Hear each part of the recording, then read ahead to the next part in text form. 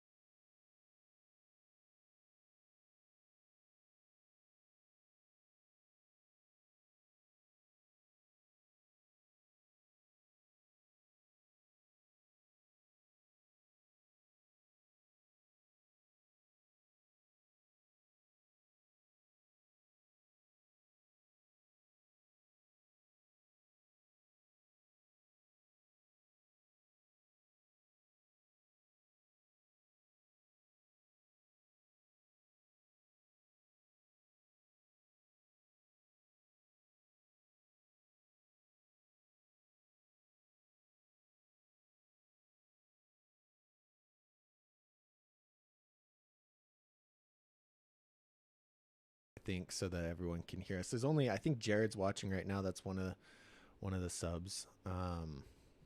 And then somebody just subscribed on Twitch, which is weird. I don't do anything with Twitch. So that everyone can Chase was talking only, about. I think Jared's watching right now. That's one of the. Hold on, I hear myself. Subs. And then somebody just subscribed on Twitch, which is weird. I don't do anything with Twitch. So that everyone can Chase was talking only, about. I think Jared's watching right now. That's one. There we go. There's people that live stream on Twitch, right? They make like thousands of dollars, thousands, and just from those donations, like you're talking about with the Reddit person. But hello, Jared. This is Nick. If you guys don't know Nick, I don't know who I was watching right now, but Nick and I did bike school. So Nick is honestly smarter than me, but I just pretend to know what I'm talking about for all of you guys. Hey, what's up, Mason? You remember Woodward Mason? Mason's here. Yes.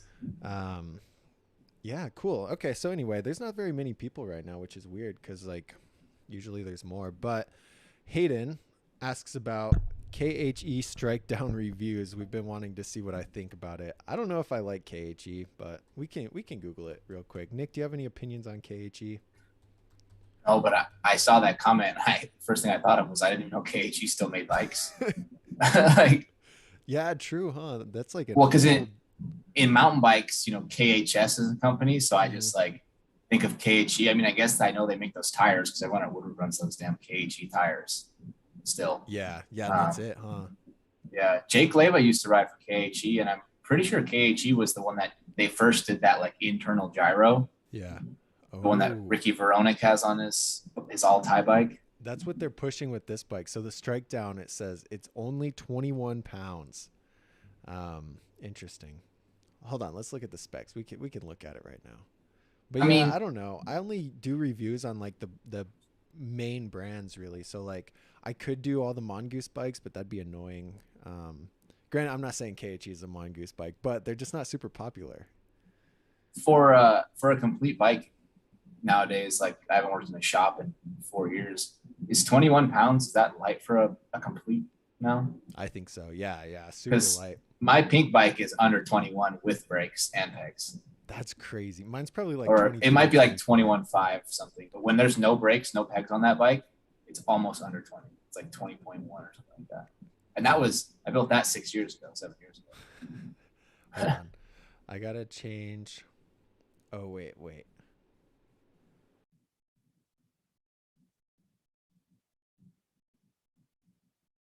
Apparently your volume is more quiet. I know that's what Mason's saying. I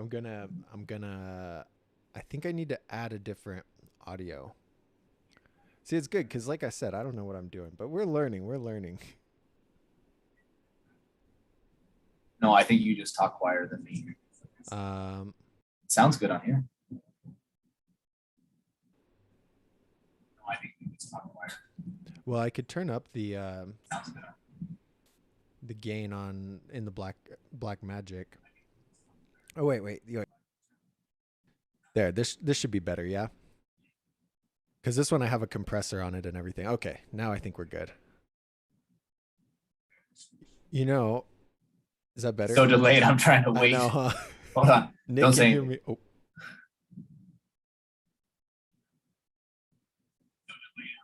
Oh, I'm pretty loud. That's why I'm pretty loud. well, quiet down. No, I'm just kidding. Uh, Like, can you turn mine down a little bit? yeah. Am I better now? Did it sound better or no? No, yeah, you sound good. I think it's just that I'm more like Okay, raw and not as like down, so I sound a little bit low now. got you. Okay. Anyway, guys, technical difficulties are good. Um, what were we talking about? We were talking about KHE and Oh bikes yeah. being under Oh 21 yeah. pounds and that gyro thing, which is pointless. I think that gyro is completely pointless. Like an internal gyro. Yeah, I think it's kind of like the hydraulic gyros in mountain bike. Like, I think they're a cool idea, Yeah. but when a mechanical gyro works so good for slope style, unless you're a rider who's getting that hydraulic gyro for free, or at least, or you're someone that's like buying that KAG bike with that gyro, no one's ever going to try to put that on their bike. It's not worth anything. What do you think about like the tubeless tires for BMX? Because that's a big thing in mountain bike, right? But not necessarily BMX. So like downhill mountain bike, cross country, enduro, absolutely, it's a big deal. Slope style, no, nobody runs it in slope style. Yeah.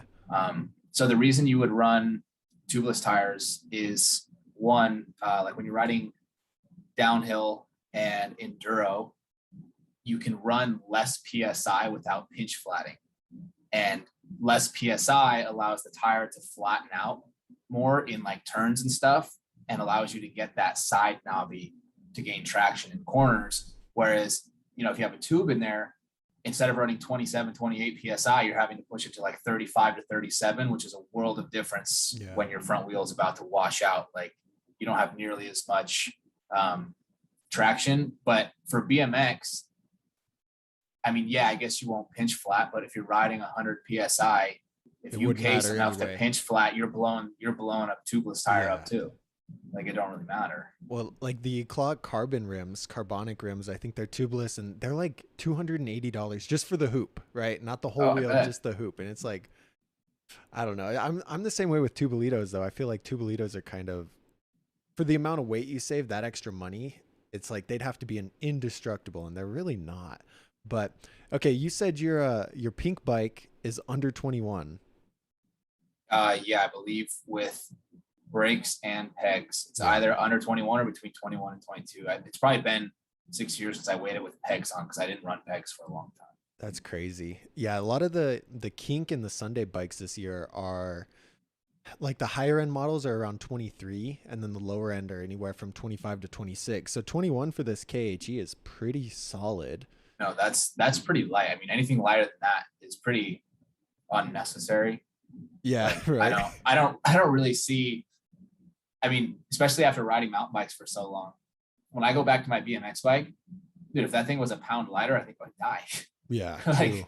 I can already, what in the time I can do like one tail whip in a spin on my mountain bike, I can just like, just whip the crap out of it on the BMX bike. I mean, I get all wonky and I over rotate, so I don't ever land it. But Yeah. it's just because it's so light, like I can't stop the rotation because there's no weight. Whereas the mountain bike, I'm used to like having to drag the bike around. And that's like a rant I went on with I was explaining why titanium's a cool upgrade, but if you go from titanium or from not titanium to titanium, you're not really going to notice that difference unless you're like at the point where you're doing double whips and triple whips and that really high level of riding. If you're just doing 180s and 360s and things like that, that extra weight savings I don't think really affects you as much.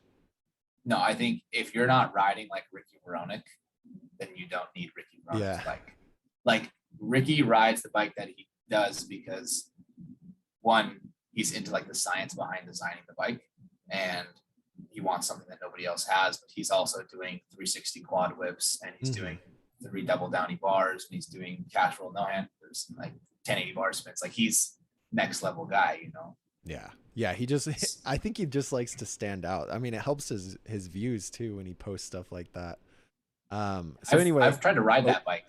It's which hard bike? His ride bike? Ricky's bike? Yeah. I ride with Ricky all Woodward the time. West, right? When you were there? Yeah. Yeah. Ricky, he took a break for like 2 years, but otherwise like year round, I ride with Ricky every week for the last like 3 or 4 years. Weird. Except for like 2019.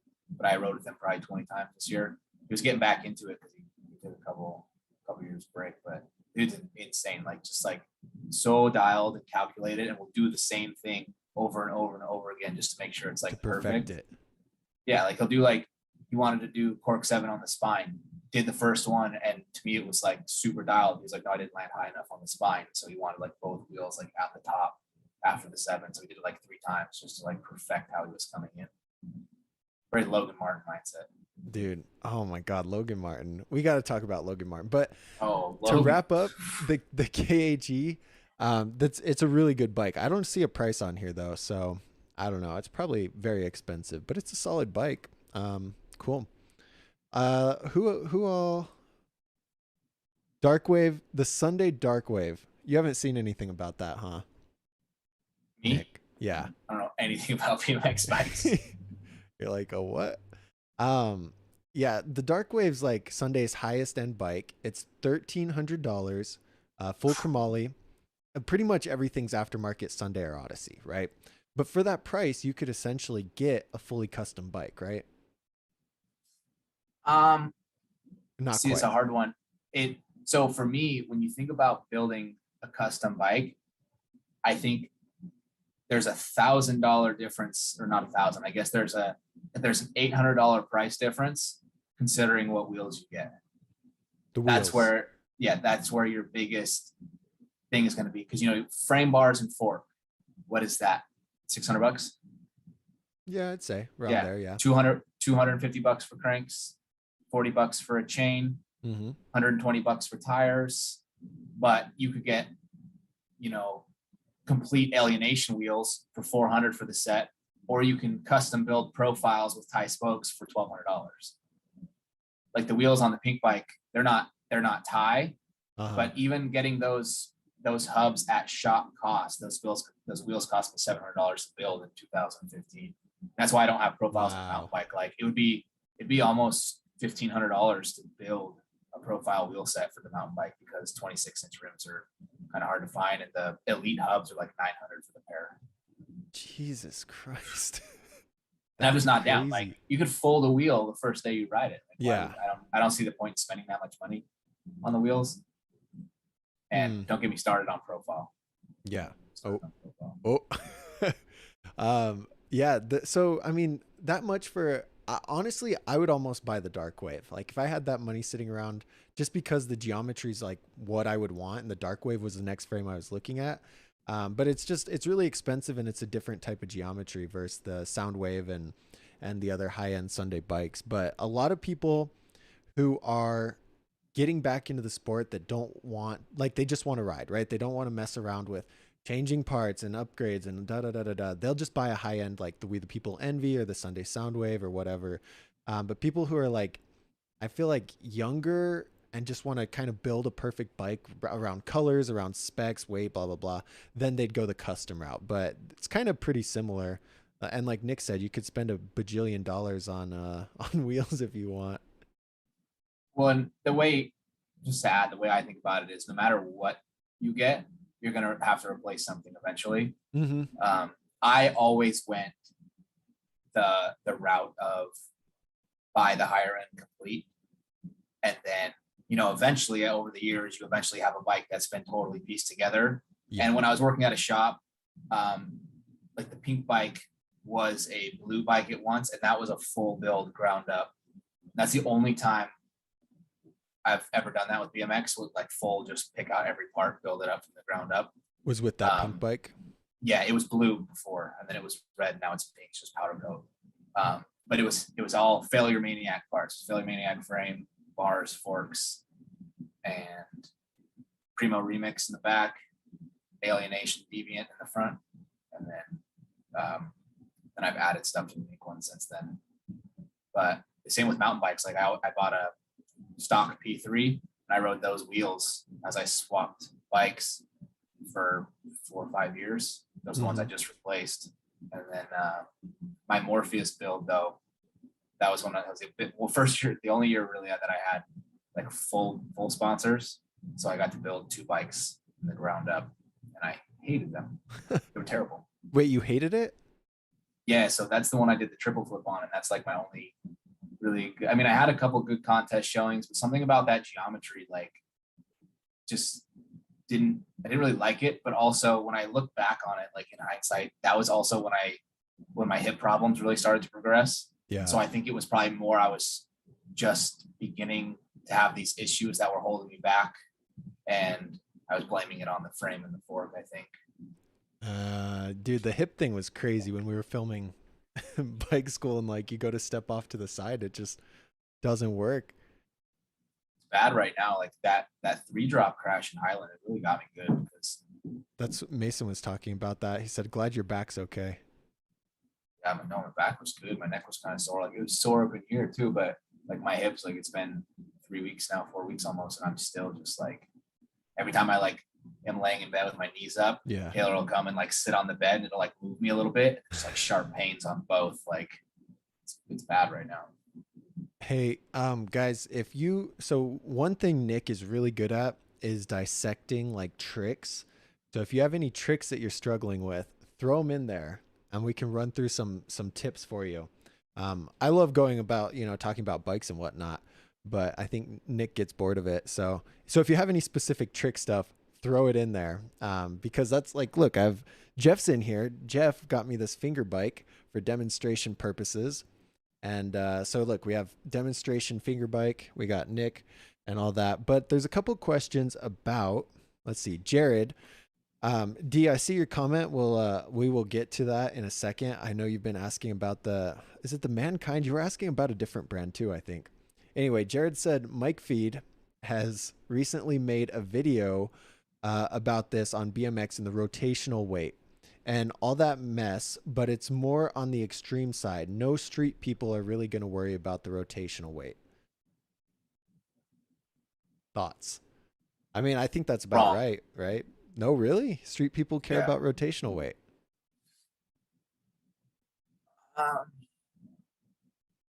I mean, maybe not, because the impact is a lot more burly on street. Yeah. Like you need more durable. I mean, the street riders are often running way bigger tires. We're running like 2.0s in the park. Even on mountain bike, on my slopestyle, I'm running 2.0s, like, or 2.1s. And because for us, like rotational weight in spins or whips or bars or anything, which, I don't really ride street, so I can't attest. But to me, I don't see myself wanting to have to work harder to do tail whips or bar spins or flat threes or anything like. But I guess if you're not really trying to do like double whips a lot or like 720s. Yeah. And the rotational weight isn't actually holding you back, you want the more beefy setup, I guess. That makes sense. I think like you almost want to, you can sacrifice strength for weight savings, like to a certain extent. But you think about like Sean Burns, right? Or just crazy people who do those crazy tricks. They're probably more worried about, or they should be more worried about the strength aspect than all the spins. But I don't know. Sean Burns don't care about weight. No. But what about like Garrett Reynolds and stuff where he's doing, it's almost like crazy park tricks, but in like 7 down a stair set? What? Nobody's doing that. He'd have to have a good balance or just replace a lot of parts. And I mean, I'm sure he's not really worried about, he doesn't have to pay for his parts. So yeah, I mean, he's definitely, does he run 4 pecs or 3? Yeah. 3. How many pecs? Oh yeah, 4. 4. Oh, I mean, everyone went from metal pecs to plastic beds because they slide better, but they're also a lot lighter. Like a beefy street bike with 4 metal pegs, that thing's heavy. And yeah. I don't know. I wouldn't want to ride a heavy bike, but I'm also not Garrett Reynolds. Garrett Reynolds is Garrett Reynolds. Like okay, he'll ride whatever. You can Walmart bike truck a 10 stair. Here's a really good question that came up. We were talking about it with the El Paso guys. I'm curious what you think about it because it seems like smaller people have an easier time with the sport. Do you think that's true or not? Because their center of gravity is a lot smaller. Like spins theoretically would be easier. You don't have all this extra body flailing around. Do you think that's true? Like Kieran O'Reilly, Logan, right? All these tiny guys that are just insane. I think so. The thing is when we think of BMX riders and their heights, yeah, it's different from like my element of like slope style, because slope style, you get all the tall dudes, you know, the taller guys riding the bigger bike. And like if we look at Brandon Semenuk, Emil Johansson, Brett Reeder, David Godziak, those guys are all very tall and lanky, and like their ability to throw around the bike and to do multiple whips is just so beyond what like smaller riders can do. I mean, look at the difference in David Godziak versus like his brothers riding, because Simon is like almost a foot shorter than him. Yeah. Simon does more big like extension tricks because he doesn't have that tall body to do like 4 tail whips like David does. Wait, so you're saying the taller guys have an easier time? I think tall guys in mountain bikes have a huge advantage. Really? But where I was going with this to full circle, David Godziak is tall for mountain bike. He's too tall for BMX. Okay. See what I mean? That's so a it's good a point. different, we're talking about BMX, taller guys still have an edge, but it's only up to a certain height. Like me being 5'10", BMX, I fit BMX bike way better than I fit 26-inch wheel mountain bike. Whereas if you're like 6'1", 6'2", the mountain bike's going to fit you a lot more than a little itty bitty BMX bike. So I think the height's difference. And like to me, Kieran Riley is really gnarly, but like I think if he was a foot taller, it would be so much easier for him. Because look at how stocky he has to be. Yeah, look at how he's really stocky. Kieran Riley has to be. Like I have a friend, Braden, who's about Kieran's height that rides mountain bikes, and he's super short, but he makes it work for him. But also his arms are double the size of mine, and he's 3 inches shorter than me. Like you have to make up for it with like mass. And Logan's not that short. He's not really that short. I feel like he's probably 5'8", 5'10". Should we Google it? Yeah. Let's look it up. Because I don't actually know. I can't remember the last time I wonder if it'll even come up. Chase is asking if I'm gonna start mountain biking, and I feel like maybe that's where this conversation is going. 5'8". Yeah, he's a little guy. I think that's so little, he is. But he's like an like inch. 6'4". He's an inch lower than me. Yeah, well, you're tall. So yeah, I'd be better off on the BMX or on the mountain bike then. Like Nick Bruce is 5'11". Dude, That's Logan Martin is as tall as Hannah Roberts. Oh God. And then Daniel Wow. Dares is 5'7". Hey, Justin Dowell's 5'11". that brings up a good point because who asked in here? Nathan. He said, "Do you watch Olympics?" I didn't watch the Olympics, but Nick did, and I want you to elaborate on it. How you think that Dares was robbed, right, or that he should have got first? Is that right? Okay, so I don't think Dares should have got first because I knew Logan's second run would have demolished what Dares did. You know, you had to figure Logan had so much more left in the tank. But Logan's first run, he was chilling. It looked like he was filming an Instagram clip on his first run. Yeah. So Dares' second run, he came out swinging, came with the fire, added combos into every trick, back to back to back, landed perfect. Daniel Dares' second run should have topped Logan's first run. I think Logan would have fired back because we obviously now all know that he had so much more left in the tank. I knew it from watching the first run that he was just chilling. And so I think if Dares would have I think he should have beat Logan's first run, and then Logan on his last run would have had to go a little bit harder. Whereas I think Logan kind of won the Olympics on a run that wasn't really on par with what Logan is usually known for doing in a run. I think it's kind of a cop out anytime to just do a victory run, you know? But well, he didn't. Wasn't his second run just kind of like a chiller? No, he was trying to top his other score. Oh, really? Crashed.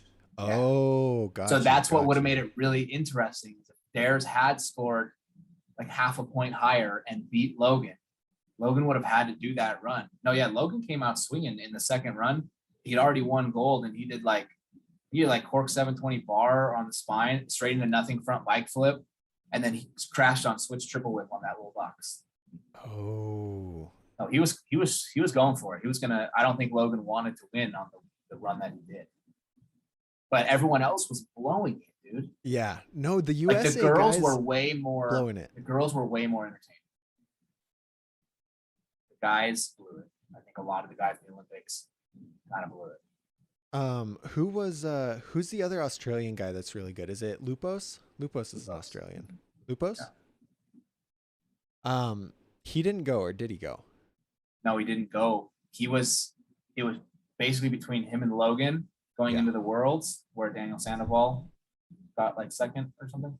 Oh yeah. And it was between Lupos and Logan, and whichever of them like won the event, then they would have gone. But if both of them had finished higher than Sandoval, I believe, then both of them would have gone instead of US guys.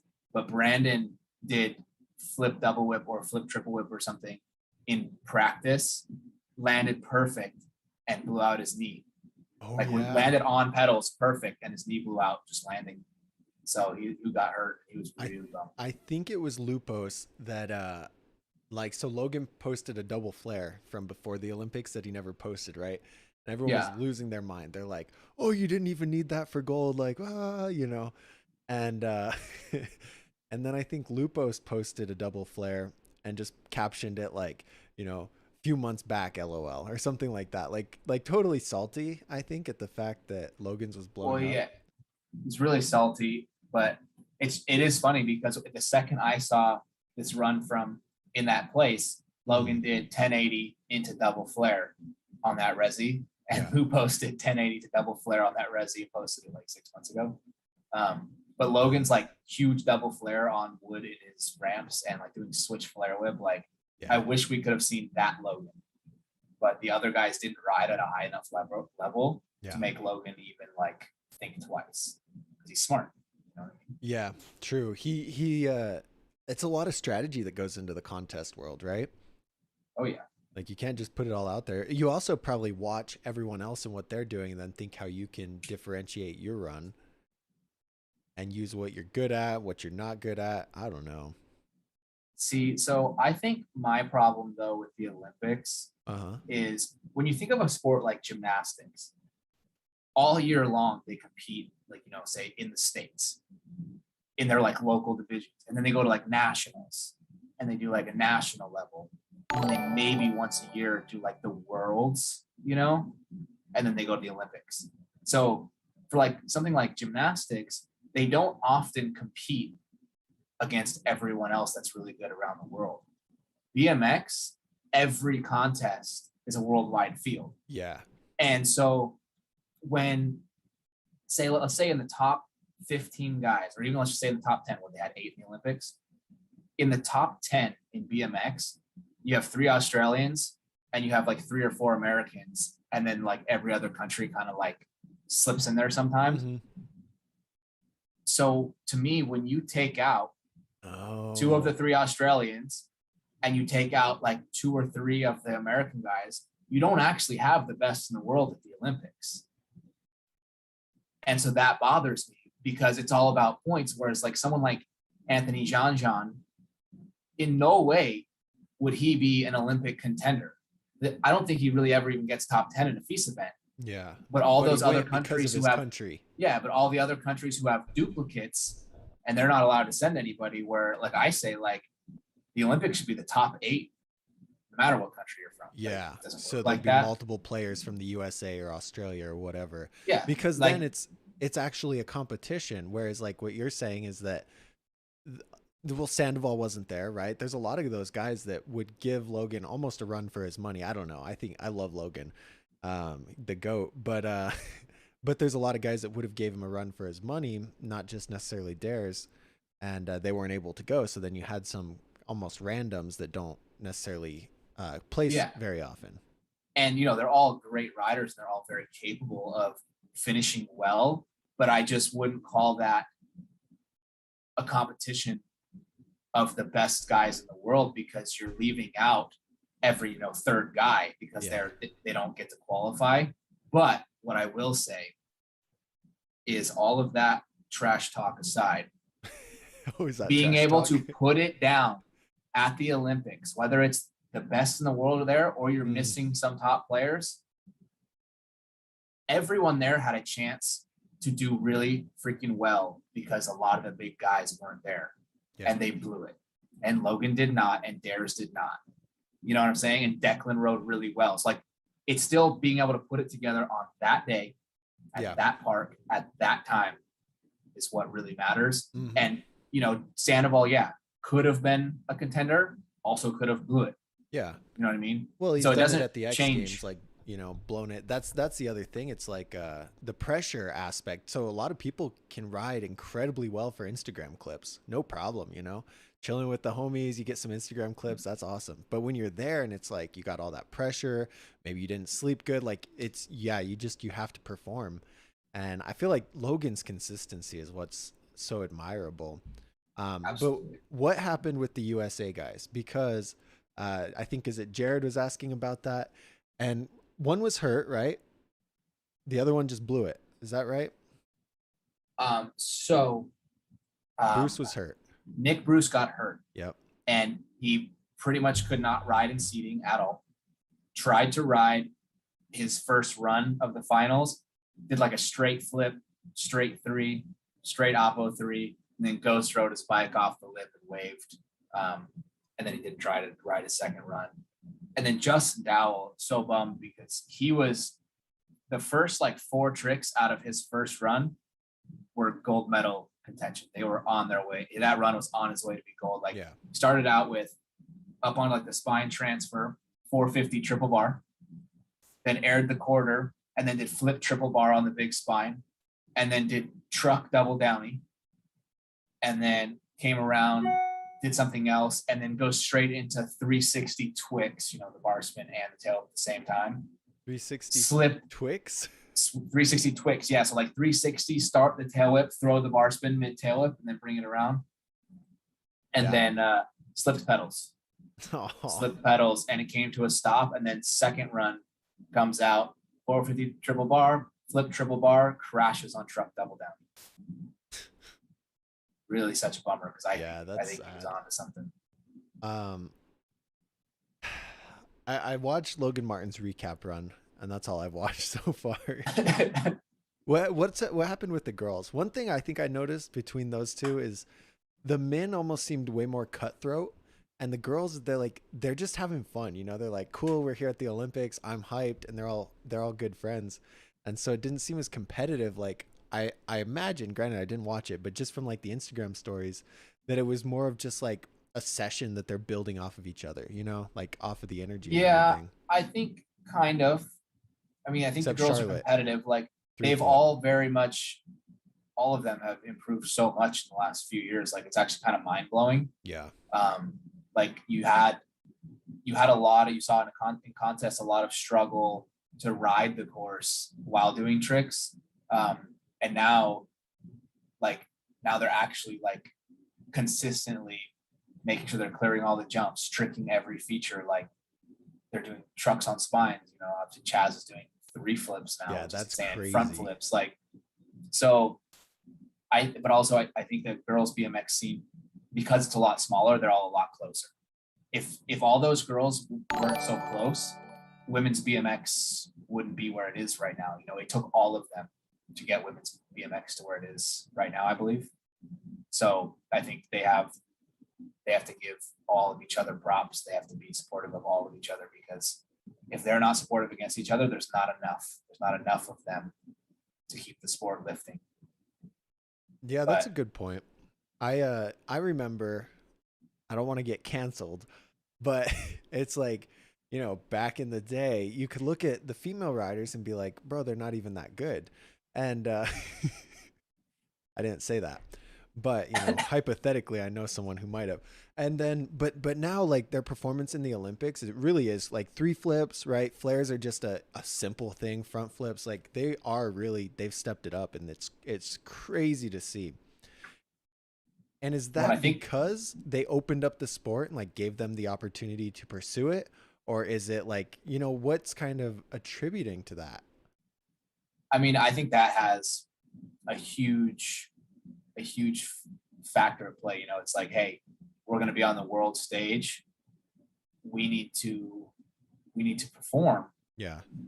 be the best that we could be. And then it's like all of them, you know, picked up this, they all picked up their own crazy training regimes. You know, like Nikita could outwork me any day. Like she's been training so hard. Like I would not want to do her routine. I think I would fall over and pass Yeah. out, you know, and like it's really cool to see how much work they've put in and see it reflect. But also, like, as one of them puts in more work, the other ones have to put in more work.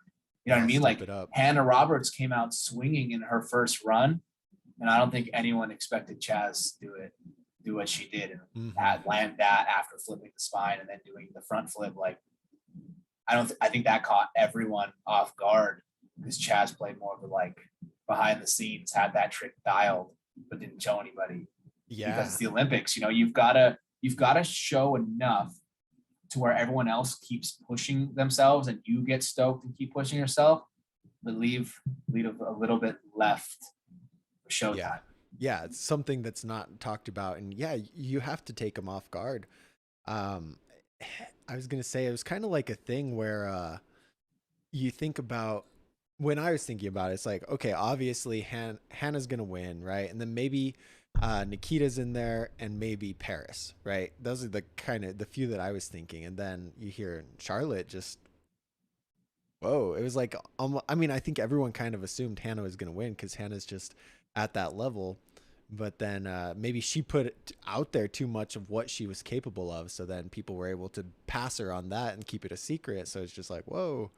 Well, what was crazy is, so, you know, when Hannah put down her first run, it was like, that's it, she won. Yeah. You know, I think she felt it. I think Nyquist felt it. We in the living room felt it. But then, you know, watching those second runs, and you know, we missed a little bit of the beginning because we are trying to get the NBC at Nikolai's house to like do Yeah. it, the NBC Sports, and so we missed a little bit. And then, so when we saw Chaz's second run, this is the first time we've seen Chaz. And you know, she posted a clip of her doing the 3 flip, or BMX did or something, the day before in seating on the box, so we knew she had the 3 flip. And Nikolai goes, "Oh, Chaz, this is the girl that does the 3 flip." And so we're all just watching, and she goes flip, 3 flip, barely cases the box. And we're standing. we're just jumping. She's doing tricks. We're like, oh my God, we're in the living room. Like we got our beers and we're just going. And then she does 360 and we're like, what could she do now? And she 360s the big spine straight into a front flip. And all of us went like this because we thought she threw it away. Yeah. But she managed to go like 8 feet too far on the box jump, land perfect, and then flare right afterwards. And we were just throwing it all over the place. Like, and then when we saw that score that hers was above, it was just so wild. Yeah. And then Hannah Roberts slipped the foot on the double whip, and then she didn't continue. And I personally think if you're the last rider at the Olympics, you don't call it on a foot slip. I know it means that, like, I mean, but maybe not though, because she was already guaranteed a second place. True. And with that foot slip, I don't think she would have topped Chaz. No. But, you know, I hang out with Nikolai a lot. Nikolai's motto is you go to the end, especially, you know, if it's the Olympics, you go to the end. The whole thing. But I probably would have done the same thing. Like if I was in second, you get a foot slip because it just throws off your whole mojo. Yeah, well, I was going to say, like, the mental aspect of it. She's probably went from, like, cool, killed her first run, right? She's chilling up here. And then her Charlotte's score beats hers. And then now she's chilling down here. She's just like, well, shit. So you have all that stuff going on mentally. Taylor just popped in. Hello, Taylor. I know. I saw that. You have all that going on mentally. What does she think about women's BMX? Anything? What? Does Taylor think anything about women's BMX? Taylor, what do you think about women's BMX? Taylor. Hello? She said peace Taylor, out. what do you think about women's BMX? Cool, she says. Cool. Okay. Wow. What did you think about the Olympics when they did it? Oh yeah, she watched it with you guys, huh? It was cool? Was it more entertaining than the men? Yeah. She's so like nonchalant about everything. She's like, it's cool. But anyway, Hannah's like mental space. Like if you don't have a real good hold on that, it's going to be really hard to perform in your second run, going from like, you know, top of the world to like, oh, now I've got to actually step it up again. That's kind of tough. One, I think definitely, I don't think anyone saw her first score being beat. I don't think, you know, Nyquist is a good performer. He's a good competitor, always has been. He's one of the best competitors in the world of all time, you know. So I know for a fact he didn't let her just write it off. You know, like after she did her first run, he did not just say, all right, you won, like you can just chill. Because Nyquist is the guy, you know, so many times at X Games, last rider to drop, just like mean mug, you know, like he knows that it can come down to the very, very last 60 seconds of the entire event. Yeah. So Jared says that Ryan took really good care of the girls. I think Ryan was a really good choice for that. Oh, I think Ryan is the best choice. Ryan is one of my favorite people to be around and ride with. And he's just like, he's very good at motivating, but keeping it like light. But then also because of that, I can see how he would make you want to work harder for yourself. Like, instead of just like, you got to do this now. Like, and as a BMX coach, like he's got to be more of an influence and not necessarily like a football coach where he's like, you're going to do this, this, and this. It's like, you have to just self-motivate the girls. And like you said, them putting in work, you'd watch their Instagram stories, right? And like Nikita's up at 6 a.m. on a bike, you know, doing just that exercise and the gym and then actual riding sessions. And it's like, they put in work, man. Like they're athletes, you know, and that's how they've got to act. So, okay, wait, we got a good here. We're at a trick specific question, Nick. Spinning past 360s. What do you think? We're gonna assume this is a hop 360 though. Wait, you say spinning fast 360? No, past the 360. Oh, you know, is he talking about like a 540? Maybe that's what he's talking about. Past the 360 to a 540. I'm talking 540, 720. All right, Jared, what are you talking about? Are you talking about spinning enough to get the 360, or are you talking about like spinning to past the 360 to a 540? That's a good clarification. Yeah, we need that. Dee's scared of getting the bars in her stomach when she does a bar spin. How do you come out of that? Like if it happens, how do I get out of it? No, I think how do you get over the fear of that? Just do Um, it. so I mean, first thing I would say is like bar spins is kind of one of those things. Like, let me just run you through how it was for me. Bar spins is one of those things that I was so afraid to throw it because I was afraid of the same thing, like landing just on my gut. And so I always did this crazy thing where like right when I went, like I leaned back and like threw the bars. And that's probably the worst thing I could have done. You Yeah. know, it's probably the worst thing. And what it came down to was I wasn't mentally ready to do the bar spin. If you're still constantly thinking of like the fear aspect of like landing on it or hitting your knees or something, I think you're just not quite ready. There, But if yeah. every day that you come back to it, all of a sudden one day you're just going to do it and you're going to realize that that's probably not going to happen. Like you're probably just going to get it. Like it's actually quite difficult to take the bar into your gut because as soon as the bike lands and you start leaning, it's going to fall. And the bar is not pointed up. You know what I mean? The bar is pointed this Yeah. way. So when you're actually doing a bar spin, your bars are at knee level, not at gut level. And your gut is like back and your butt's kind of back. So it just I would say you're not actually going to take the bars to your gut. You may land like forearms on top of the bars, but they're not actually going to like stab you. That's just not actually going to happen. It's pretty unlikely. I think I've Yeah. only taken bars to the gut one time, and it was like before I even rode BMX. And I just, you sit down and pedal. I'm like a little kid. And then I hit some dirt or something. My bars flipped sideways and like it got thrown into it. But yeah, when you're doing a hot bar, your stomach and everything's way taller. But, people try to learn bar spins before they really have bunny hops like solid. And so you really want to make sure that you have like those foundational things really dialed before you start stepping it up because one, you're going to be too scared, and two, that's how you get hurt. So make sure that you're really confident with the bar spin. And do you like to And work your way into like with pull up bars and things like that, or no? I don't think that helps. so as I think you saw when we were filming bike school, you did not see me do one hot bar spin. No. I'm not good at bunny hop bar spins. I've never have been good. I don't like the feeling of it. Uh-huh. If it's like a drop or something, I can like double wheel hop and bar spin. And a lot of mountain bikers do it like that because we have the time.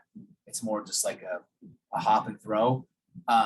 So for me, like I can do flip bar spins, fronty bar spins, can't hot bar. So like I'll always suggest that maybe learning out of a ramp will be better.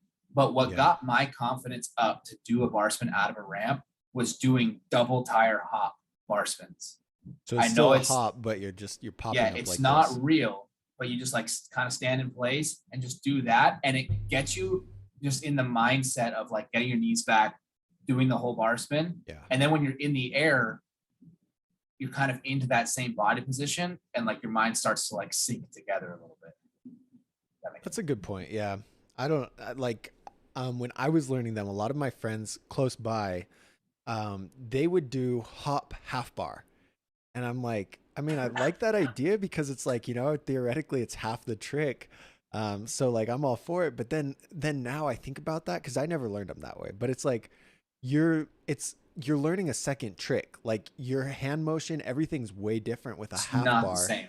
than a full Not the bar. same at So all. that's the same way I feel like with a pull-up bar is like you're leaning back way more than you would on an actual hot bar. And so it's like make sure you're working towards the actual trick. And the easiest way, like we talked about on the like live we did just for the bike school members, was that you just have to commit to it and send it. And that's the only way Yeah. really to get over the fear. And once you do it and you don't get hurt, you're like, wow, I didn't get hurt. What do you know? And, and then you're good. You Yeah. can build on it from there. Isn't that crazy how like, you can be so afraid to do the bar spin. And I see Yeah. this all the time. I see kids do it all the time. They're so afraid to throw it. And then when they finally throw it, yeah, they crash the first time. But then they're able to throw it and crash like 20 times after that. And they're never really afraid to try it again. And then once it clicks, they get it. Once you And get I think over that's the that thing about one. bar spins is you have to not be afraid to throw the bars, land, have the bike tip over, land, shoot it out backwards. Like it's not gonna work perfect first go. I guarantee it. But you're gonna do it, and you're gonna realize that the outcome in your head was way worse than the realistic outcome. And you'll just be able to try it again.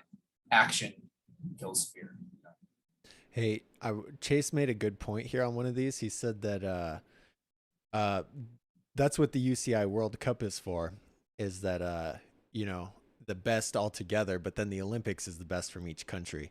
And that's a fair point, I guess, but it's kind of sad. I mean, more people need to step it up then, basically. I think more countries need to step it up. I saw some guy in a Facebook group from Africa, and like, this is a really ignorant thing, but like, I never really assumed there's people in Africa riding BMX, you know, you don't think about stuff like that. Yeah, they do. Dustin goes there and does shows all the time. Yeah. He goes to all those crazy places. It's so sick. That'd be a fun job. Okay, so Jared's question about the past 360 was for 540s or 720s. Okay. I can't even talk on this because I have a mental block. Like, I'll get a 540 around out of like a bank, but out of a quarter, I don't know what it is. Anyway, Nick can do like 1080s. So here's what I'm going to say first as a disclaimer. I don't do 540s. I would approach a 720 and a 540 entirely different. So I am going to say that there are two different tricks for me. Like, I approach a 360, you know, say I approach a 360 going a little bit alley-oop and then like starting the spin. When I'm doing a 7, I picture the 360, like I do a 360 picturing the 7. And then when I go off the lip to do the 7, the way I tighten up, I look the same way that I do on a 360. I just tighten, and basically my 720 turns into just 2 360s inside of my 1 360. But if I approach a 540 like that, I dip a little bit and I'll land backwards on my nose, like on the deck, and I would hit my face on the ground. So with a 540, like out of like a fly out, you kind of have to approach it like, instead of like 360 and then 180, I think of it as like 180 and then 360. Like, go into it as like a 180 the last little bit around, and then tighten up and spin to the end. Because otherwise, if I tighten at the beginning, like most people would on a 540, I'm gonna get a little bit inverted, and I'm gonna land on my face because I'm used to the 720, which that last 180 brings me into the landing. So I would say it's all about, it's the thought process. It's the thought process. And, you know, say you just do a really big fly out 180, picture that 540 in that, because don't picture a 540 and a 360 and think that you're just going to turn more. That's not how it's going to work. Do the 180, picture the 540 in it. And then when you start like this, it's like 90, almost 180, 360 land. Like, that's actually a good way to think about it. 90, 360, 90 land. Because, I mean, you get what I'm saying? How you can see, like, if I took your finger bike and you did like, it's kind of, think of it as like 180 tail whip. Except you're sticking with catch it and then you finish. Okay, so you're 90, you're 360, and then you're going. So I would say like you start 180, and then at 90, you tension up until 450, and then you set up to land. That's how I would think about it. I bet you if I did it right now, I'd probably do it. Yeah. Well, I'd probably land it. The way you explain it, and like the way I see people do it, is that way. Like they turn their chest is at about 180, right? But then that last 360 happens so fast because it's like that snap, like you're explaining, you tighten up on it. So this is a problem that I think a lot of people do with it. And so I'm going to lead into it just by asking you, is when do you spin off of it? Because I think a lot of people spin into it way too early, and that kills it. That even 720, 540, like you almost have to be halfway up or so, right? Like your tire has to be popped off before you even start spinning. Otherwise you're going to kill yourself. So that's why I said you have to picture, like for 540, you have to picture the 180. You go off the lip thinking and then 180, and then you're tensioning in the air. And it's not going to come around the first time especially if you like actually went with the rotational speed to go 180. But what happens is you start to learn that limit. You you learn like how early and how hard you can start spinning before the back wheel drags on the lip. And to be honest, I think of any rotation as you can rotate the second that front wheel leaves the lip. Like I did 720 on the spine on the mountain bike, and literally my back wheel comes off in the middle and it just spins past the lip. Like my front wheel gets to the top and both wheels are already lifted, which is why I didn't get much height, because actually getting the back wheel all the way down and spinning would be difficult. So, you can set up your spin, and as soon as that front wheel gets to the top, you're pretty safe to explode and go right when that front wheel gets to the top. Because the delay from like your brain to by the time you think about it, your back tire is pretty much coming up, so you won't have any problems. Like I said, when you actually spin like that, like say you're like down and you're pumping and you explode, right when your front wheel goes, both wheels are coming off. Your back wheel often on spins is never even doing this, which is why we build mountain bike lips. They go the radius, and in the last like 2 feet, instead of continuing the radius, just continue straight. So when we spin, we don't drag wheels. Because otherwise, if the radius always continued up, it'd be really easy to grab clip the wheel on the last 3 inches. And that's scary. That sounds scary. Garrett or G-Ball just checked in. So what's up, man? How are you? Hey, JDA. We got JDA here. Just joined bike school too, so that's exciting. Brad. What happened? Okay, we got the USA team question answered. Do you see anything good in there that you want to talk about? Any good comments? I don't see any comments. You don't see any comments? No, I only see them when they first pop up, and then they disappear after about 10 seconds. What are you like? Look, can you see this, Nick? Are you in this chat? No, see, mine is just like this. It just looks like YouTube. Is there should be a thing where live chat drop down, right? I found it. I'm not very technically sound when it comes to the YouTube. Nick's like, I've never done a live stream before. I was like, it's a little awkward, but it's okay. Hey, look, there's lots of. Yeah, no, there's like, this is fun. I feel bad for a lot of people who ask their questions because then we just talk about X, Y, and Z, so eventually we'll get to your comment, don't worry about it. Because here, let's see. Okay, hold on. This is a good one. Oh, this is a good one. It says, if you could only build, Jeff says this, if you could only build one feature in your driveway/yard, what would it be? What will give a novice rider the best ability for growth and learning tricks? So, wow, that is when I was a kid, always had a dirt jump. Always a dirt jump. Didn't know how to build anything out of wood. Always had a dirt jump. So like, I would say like, if you have like a dirt backyard, one single dirt jump that you can like progressively make bigger is good. Otherwise, my next option would be a box jump, like a smallish box jump that you could like move.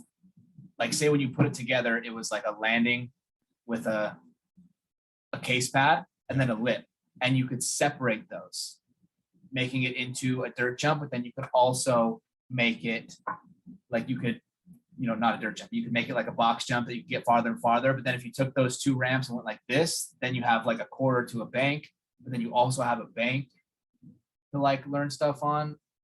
Like I would say like a take apart box jump kind of thing, like a quarter thing.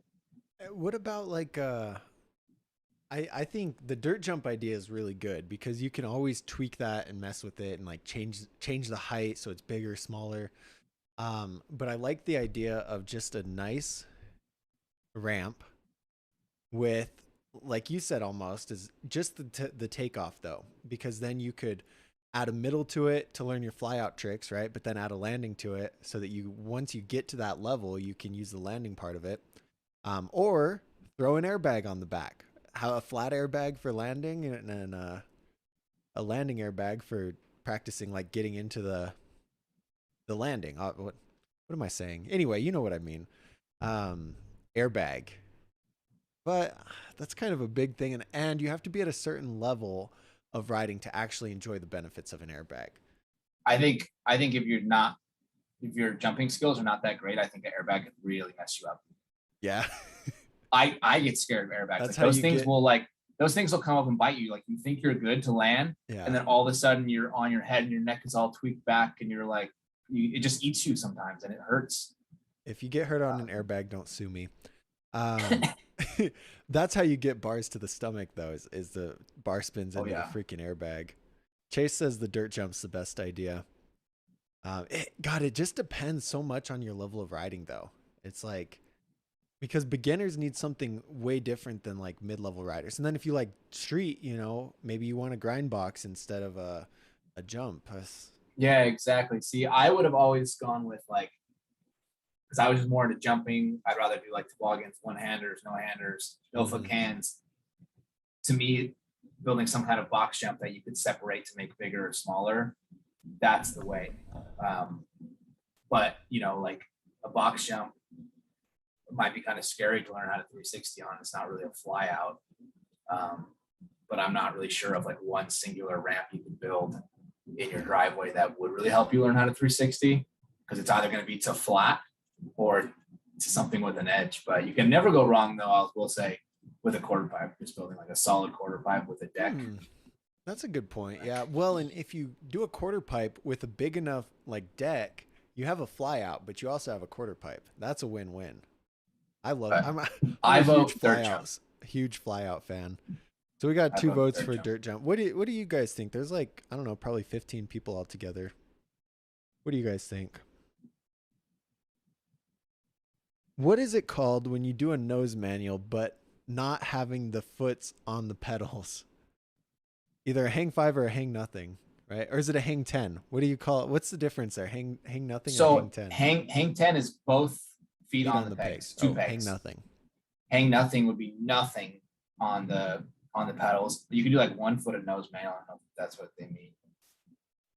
Yeah, hang 5 would be like 1 foot's on the pedal or 1 foot's on the peg. 1 is on just swinging in the air. A pedal hang 5 would be 1 foot still on the pedal, 1 foot on the peg. Hang nothing is no feet on the pedals, no feet on the pegs. They're both swinging. Hang 10 is really close to impossible. Both feet on the front pegs. You don't see that very That's often. Some flatland. That's some Matthias Donnois. Dude, I love that guy. Dude, amazing. I was on a bus with him once. Really? It's crazy. Crazy guy. Yeah, in Edmonton. Edmonton. Yeah, Canada. For a FIS event. I'm just gonna read one of these. Hold on. Let me find it. Oh, Lucky. Lucky says, I'm going to buy a new bike, but I'm not sure if I should get the new Kink whip or the new Kink switch. So the whip, guys, is better if you're more of like a well-rounded rider. You're not sure what you enjoy riding. So if you're like, maybe I'm going to dabble in park or street or a little dirt, get the whip because it's not necessarily super specific and it has a cassette. If you're more street focused, then the switch is obviously going to be better because it has the free coaster, it has the pegs, it has the hub guards. So Lucky, you just have to kind of figure that out, and then you will have made a decision. Doug, I have the craziest visual for you right now. Craziest what? Okay, so just close your eyes, and I'm going to read you this comment. It's about a crash. It's very descriptive. Oh, no. Just close your eyes, and I'm going to describe this crash. No, this guy just commented it. G-ball. Okay. And so just listen. Okay. Ate it on my dirt jumps yesterday in Chicago. Nose bonk the second doubles landing to T-bog shorts penetrator to lawn dart, head and shoulder first and third lip. Like, did you visualize that? So descriptive, yeah. G-ball. Thank God for helmets. You're right. I'm glad you're not dead. That's crazy. Like, I'm trying to think of like the shorts penetrator and how you didn't get like your inner thigh, and then just like shorts penetrator. Lawn dart. Did you lawn dart like this, or was it lawn dart like? Oh, I just ripped my headphones out. Hold on. Was it lawn dart like this, or like this? Yeah. Which lawn dart was it? We have to know. Jacko got one coming. I don't know what he got coming, but good job, Jacko. I'm excited for you. Short Kid says, any tips for pull-up bars? I'm trying to get them down. I can do them on my pegs, but hot on, he means not, hot on the pedals. I like to read them wrong when they type them wrong. Do you have any tips for pull-off bars on pedals? I hate pull-up bars. Oh God, you know that UK guy? I can't even think of his name right now, but he just goes super fast and then just quick pull-up bar. Like, oh yeah, into like the 10-foot quarters. Yeah. Yeah. What's his name? Yeah. Come on. Dean Cuson. Yeah. Yeah. Dude, he does it so fast. Emil does that on the MTB too. Like he'll just like pedal super fast and just like do that. I'm like, why would you do that? I see, and I just don't understand that. Why would anyone want to do that? I think it's more of just like I guess if you like that trick, that's kind of fun for you. Like Emil does pull-up bars all over the place because he can kind of like stay in the manual in it. And like, I personally don't like the feeling of it. I think it feels really sketchy. I'm just scared of them. Yeah. But to answer this question, to give a tip on pull-up bars. So the thing about doing it on the pegs is, one, the bars aren't anywhere near your knees, but two, you have so much more leverage when you're on the back pegs. So when you barely have to lean back and you're able to like slow down the rotation of the bar spin because the wheel is going to stay, you have like this more like floaty feeling to it because it's easier to get it up. When you do a pull-up bar from the pedals, you can't really like sit down like a manual because your knees need to be on the seat. So you almost have to like grip the seat with your knees and like use that as leverage to get the front wheel up. And then you kind of like lean back and do it. It just takes like aggression to like get the front wheel up long enough to make it feel smooth. So I would say like just pinching the seat, and as you start coming backwards, let that fatter part of the seat catch on your knees and use that to pull up.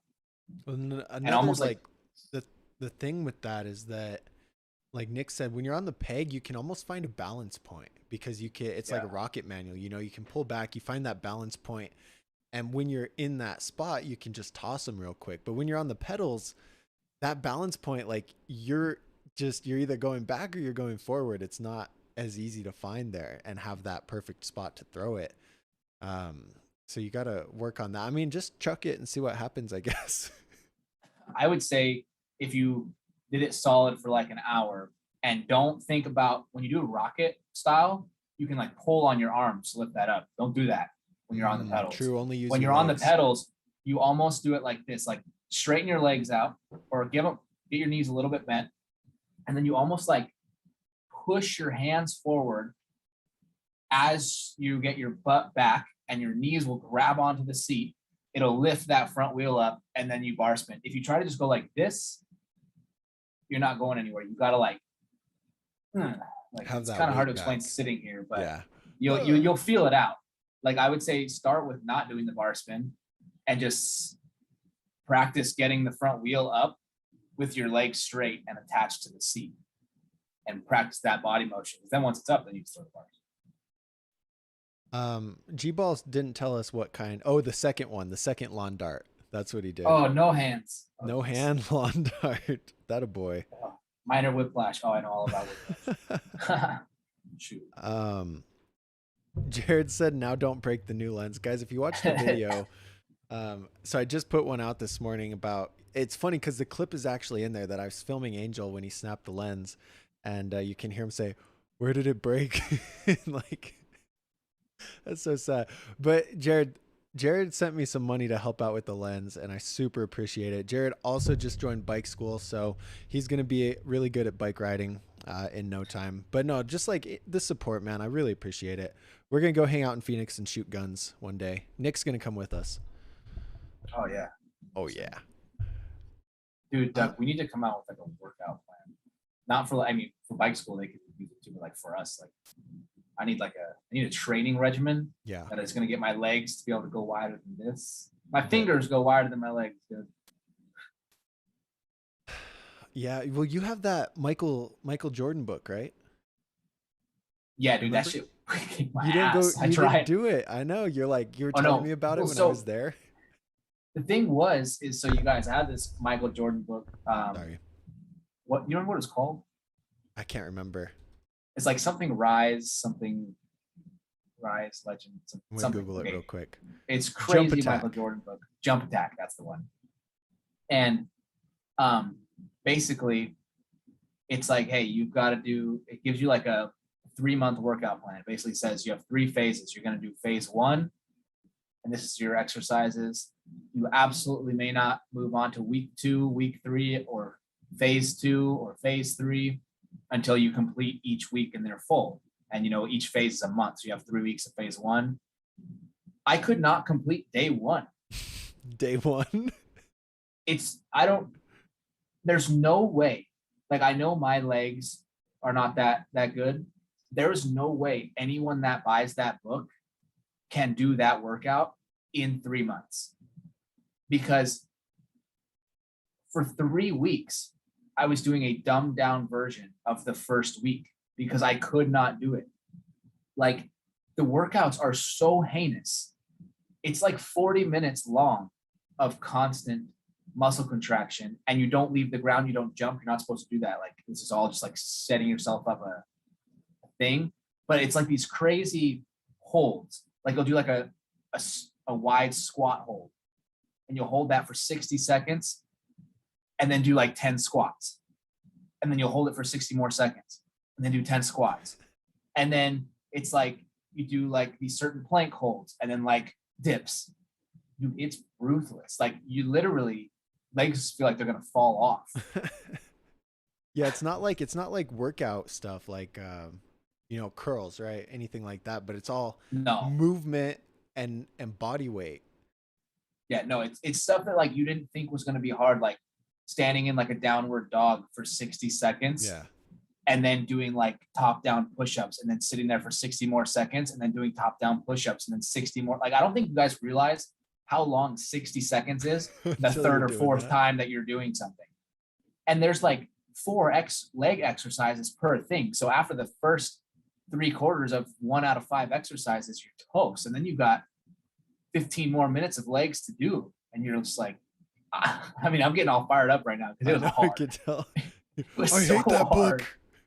No, and I don't hate it. I think if I could have kept going with it, it probably would help, but I couldn't tell if it was helping me or hurting me. Like, I couldn't tell if I was doing damage or not because I think I was overworking it. So what if when we have 100 members in bike school, okay, we're 20% there, we have 100 in there, we'll do a challenge with all of us. Yeah, we'll jump in it too. And like, whoever can complete it in the 3 months wins, like, I don't know, a couple $100 or something. So if we win, obviously no one gets $100 and that's a good deal, but that'd be really fun to do something like that and see if it actually helps with the bike riding long term, like at the end of that 3 months, what would happen? You know who told me about that? Was the Swedish mountain bike riders. Really? And those guys are always on point. I don't know if they actually finished it, but I knew I was in for something because they told me about it, and their first like 6 days was really difficult, but they completed it. They completed it. Well, I know they completed the first like half, and dude, they're like my Swedish friends, they're like the jump in the ice cold water in the middle of winter in Sweden because it like charges you up, So of course they're gonna complete it. Like, they're wild. Those sound like my kind of people. Yeah, that doesn't really sound that fun. But I bet you on his YouTube, on either Elof's or Alex's, they probably have the full time of them doing it. I just don't know if they ever completed it for sure. You think that brings up a different point, but you think the level of riding, so we were talking about how freestyle BMX is pretty limited in terms of like top riders, right? Most of them are from the US or Australia, a little bit in the UK. But in the mountain bike world, is it more equal? Like, does each country have a good amount of bangers or no? No. Oh, absolutely not. I mean, yes and no. There's nothing from Australia. There's no Australian. At least in the FMB mountain tour. Bike riders. No, in FMB tour, like slopestyle. Yeah. No Australia. There might be some that I don't know about, but there's none in competition. Actually, Vince Byron commented on a post last week. Vince is a very politically not correct kind of guy, like likes to argue politics a lot. Yes, yes. And so he commented on Ty Mysted's post of Copenhagen last week and said, how are you still having events? Because it's a European event, they had events all last year, which Americans couldn't go to, you know? Yeah. But they're having events still. And it's like, how can you still be having events with not everyone there? It's hardly a competition. So I commented back to Vince and I was like, dude, everyone who was eligible was there. The FMB works with a ranking system. If you don't have enough points, you can't go.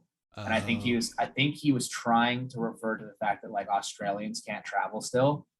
And he never responded. But my next thing was gonna be like, dude, there are no Australians in FMB.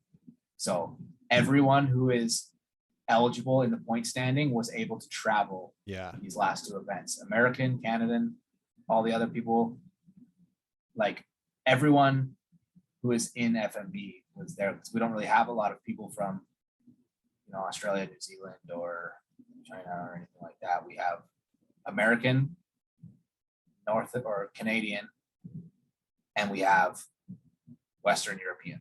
And that's pretty much all that consists of mountain bike slopestyle, because Western Europe is huge for mountain bike. A lot of German guys are really good. Swedish guys are insane. We have two Italian guys, two friends of mine, they're very good.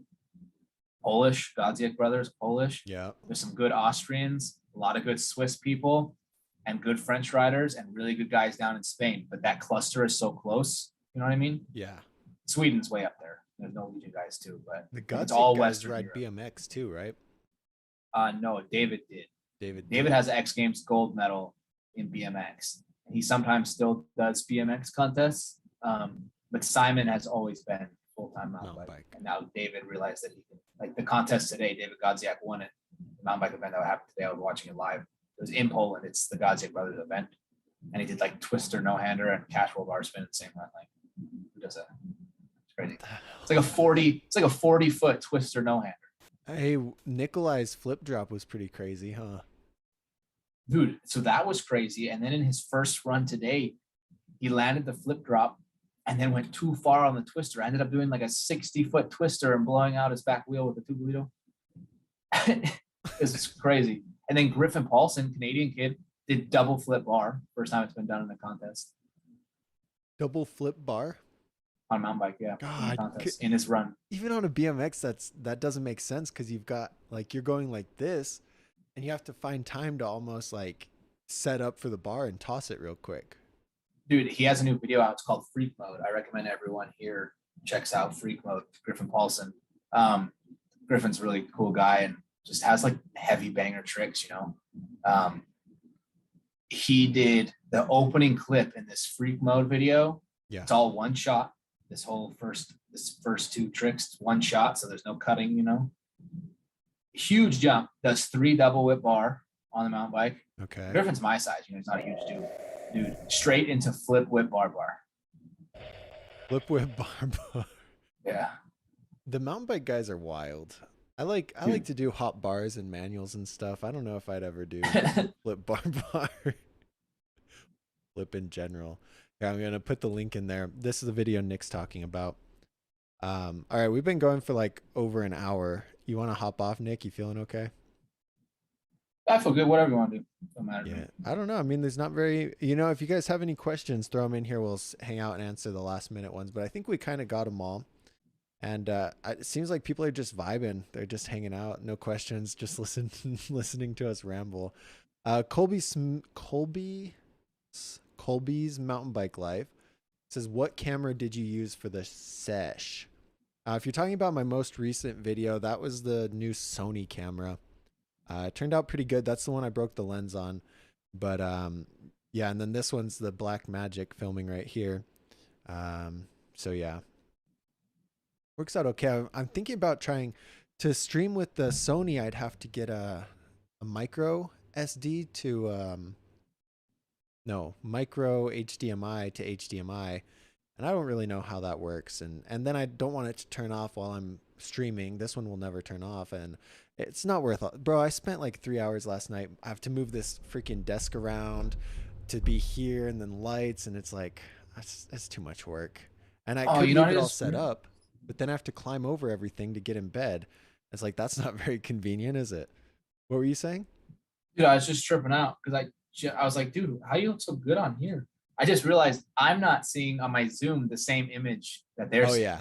Yeah. No, You're seeing my webcam on the Zoom. I'm seeing webcam, but they're seeing this. Yeah. Like They're I see seeing something the completely different. I was 4K, like, damn, Doug. it looks really good. And I was like, wait a minute, I don't see a window. Yeah, no.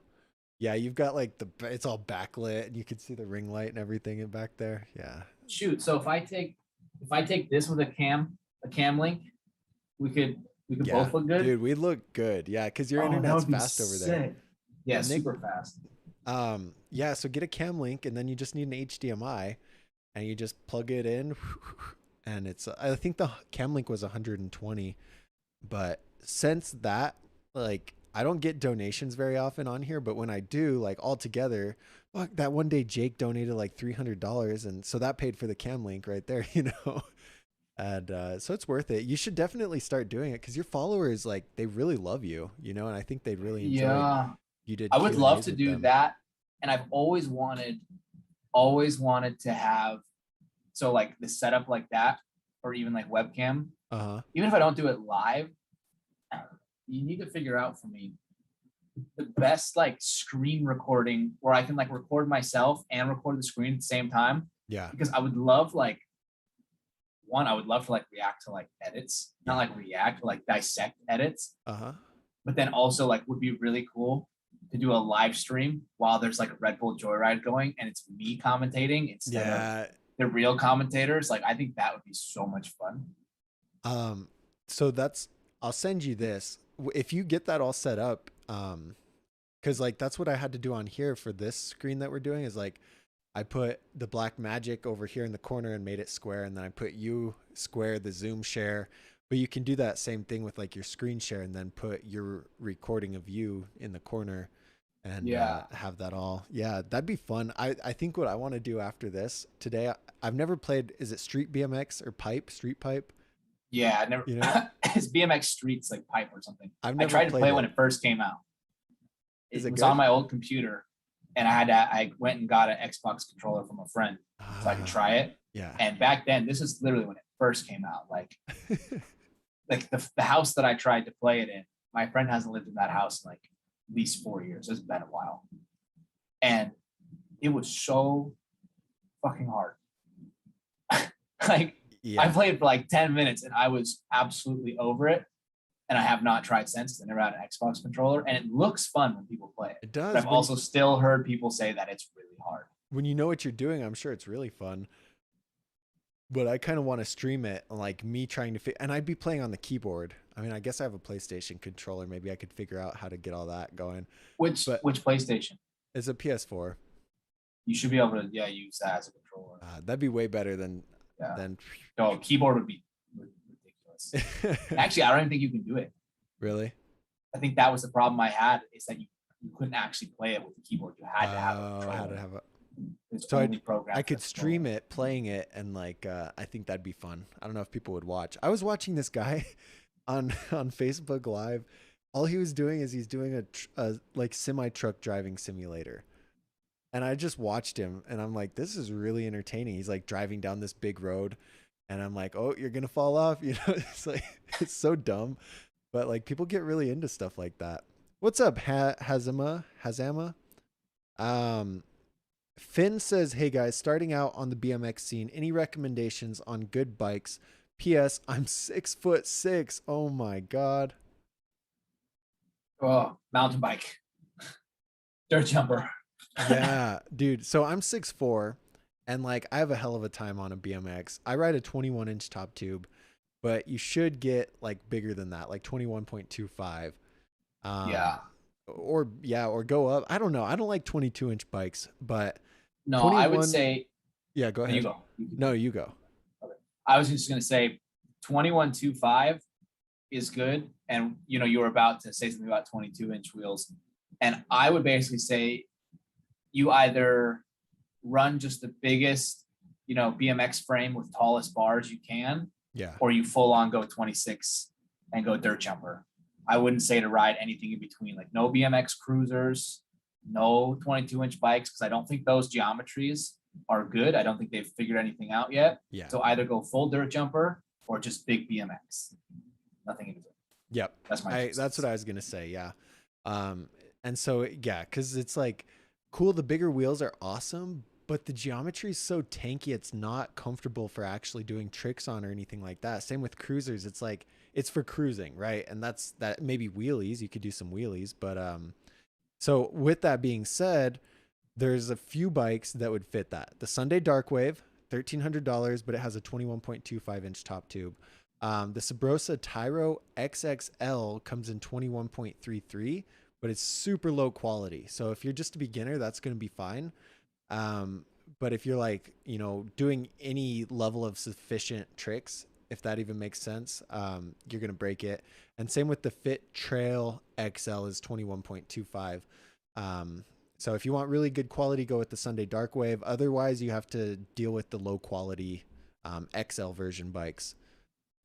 Sad deal. That's why I was also excited about the Darkwave, is because most completes that are in that bigger size are junk quality.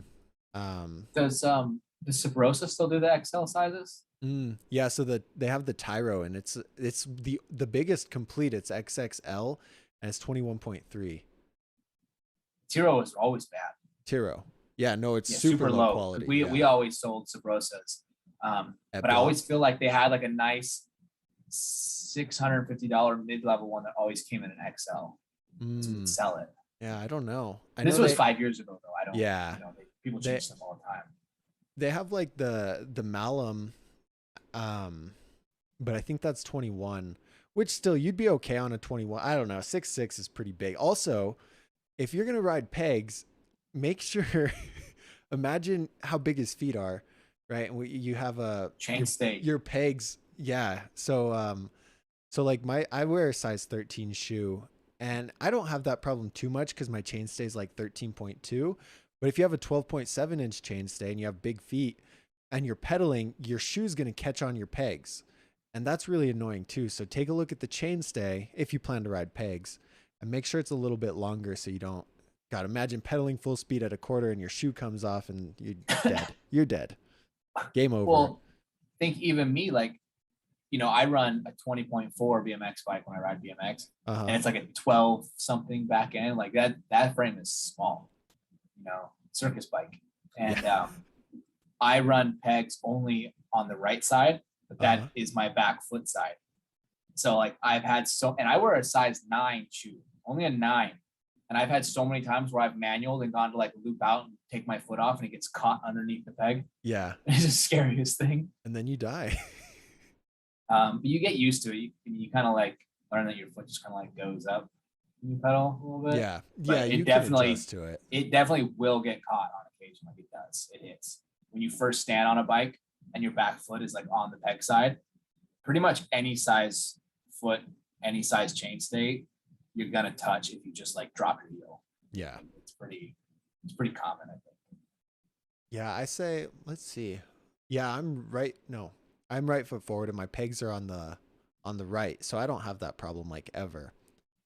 I don't know. Hamza, dude, I thought your name was Hamza the last few lives you've been in here, but now I'm looking at it and it's Hazama. You're 6'2" and you ride perfect 10s, good. But a 20.25, not good. That's so tiny. Oh my God. 20.25. That's even smaller than mine. Mine's 20.4. That's smaller than yours. Dude, what? Hazama, you got to answer. What company does a 20.25 frame? Yeah, which bike do you have? I promise if you get like a 21-inch top tube, you're going to notice a world of difference. There's this guy, Trey, in El Paso that got a 20.00-inch Fit Park. And he's 6'4", and he's riding this thing, and I'm like, oh my God, that's a little bike. He's a big dude. And anyway, he's just like, he's a beginner, so obviously there's kind of that beginner thing when he's doing jumps and stuff. But it was so responsive to the point that it was counterproductive. Like if he shifted his weight just a little bit, it would get tossed around so easily. And then he switched to a 21 a few months later, and it was like a night and day difference. It was crazy. I bet. Yeah. Well, it said on Facebook that Taylor was watching. on Really? live. Yeah. She's probably upstairs. This girl sent me a message last night. Like I was asleep. It was probably at 3 a.m. on Facebook, and it was like a picture of her dog winking. I'm like, what? I support it though, you know. Whatever. Pictures of dogs, I'm good. It's an old Haro. Old Haro. What's Crazy. up, the man? Wham. Wham. I gotta find the live stream. Yeah, it's so much more fun with another person on the live. Because imagine just talking to the camera and trying to answer these questions by yourself. Your dad says get the Fit Trail 2XL. That's the bike to have. My dad says that? I think so. On Facebook, yeah. Really? You can bring them on the camera. That'd be crazy. I don't know, dude. It's so weird with this, like on Twitch and on YouTube and then on Facebook. What's up, Zozo? How you doing, man? Haven't seen you in a while. I think my dad said, "Bummed I missed this." I don't know. Anyway, you guys got any questions or what? We're just vibing. Chase, I can't believe you're still on here. What are you doing today, Chase? Chase said on Twitch, he said that he was gonna ask if I wanted to go to El Paso this morning, but those plans fell through. Anyway, it's not this morning anymore, but I do want to go to El Paso. We can film a video, Chase. I need to film another video and not break the lens. Oh, hey, my friend Josh is on here too. Josh is watching? Oh, yeah, look, Josh. what's up, Josh? His groomsman. We got Josh. My dad shared this. So we went live an hour ago or an hour and a half ago. An hour ago, my dad shared this post, said, "Bummed I missed this." And yet we've been on the whole time. You didn't miss it, I promise. Fit Trail 2XL. I think that's what my dad has. We also I bet it is. Kid I ride with probably 6'5", rides a kink with 21 top and 11 bars, rides well.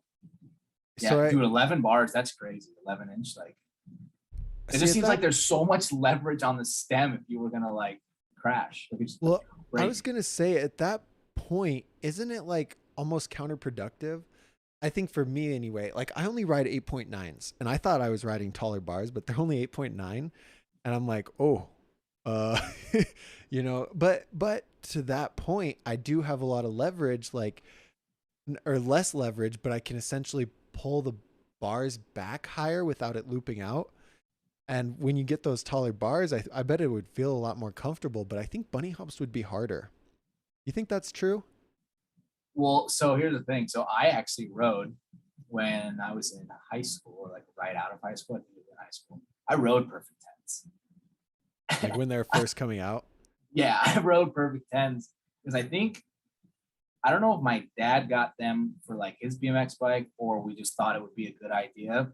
But I do remember like when you pulled up to manual, like you actually had to lean what felt so much further back and you actually kind of had to pull your arms in a little bit.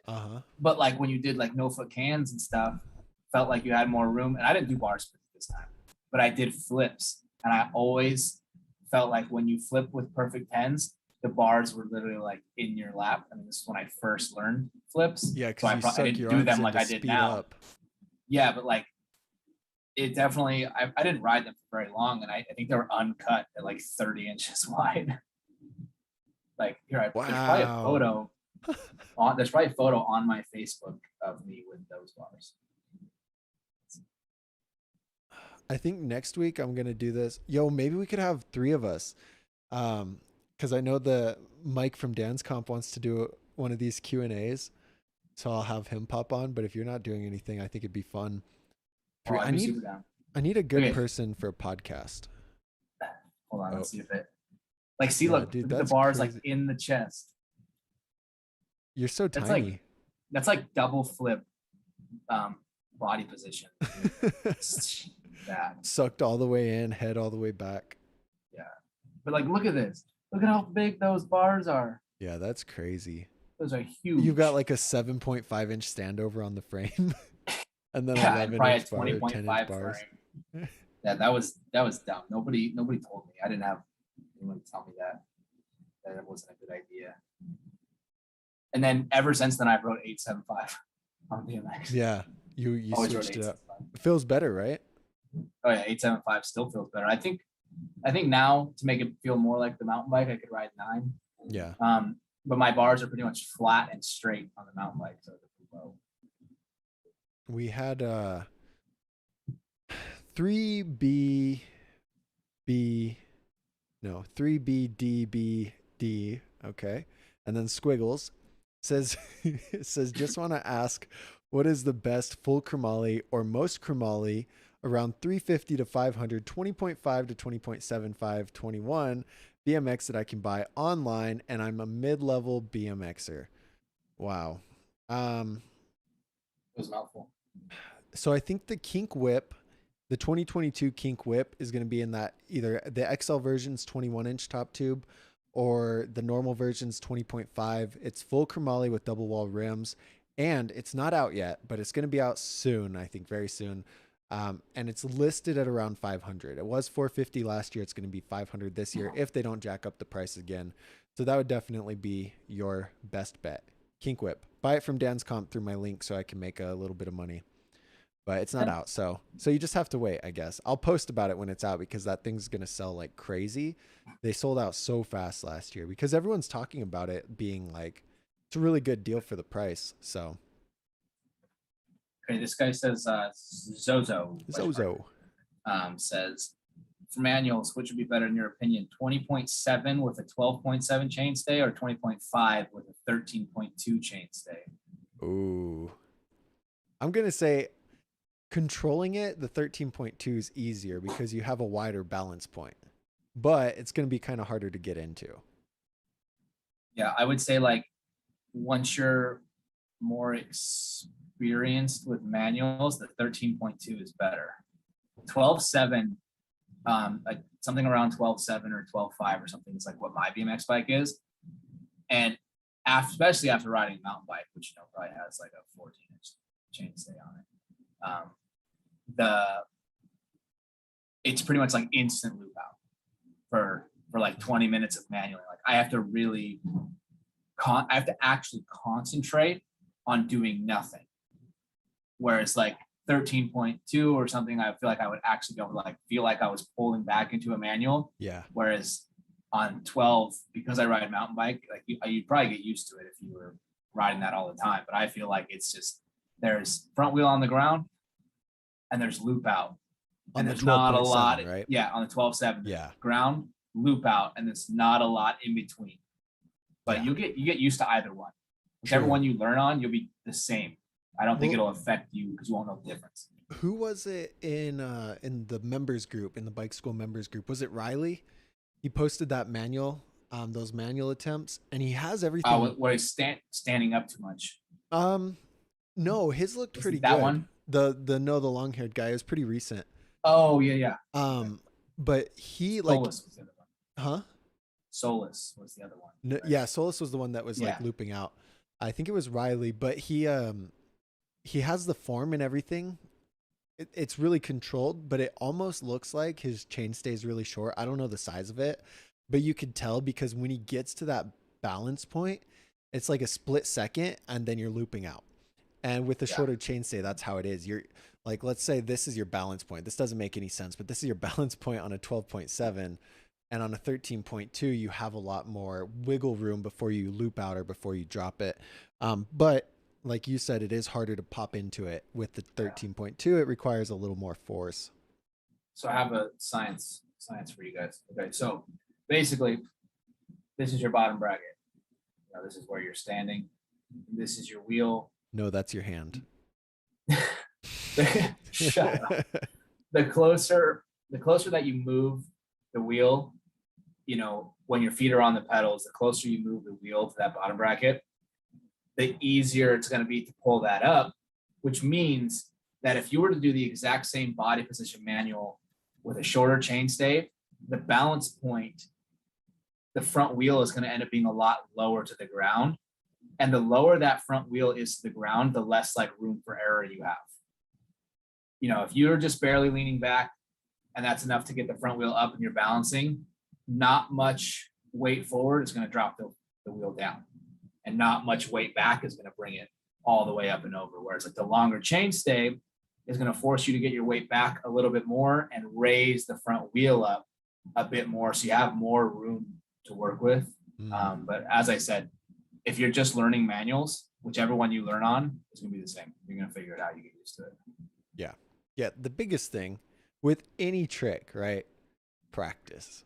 Because you got to, everything you want to be able to be like a second hand, like you want to be able to do it and adjust for it in the back of your mind, because when you're in the heat of the moment, you don't have time to actually think about what's going on.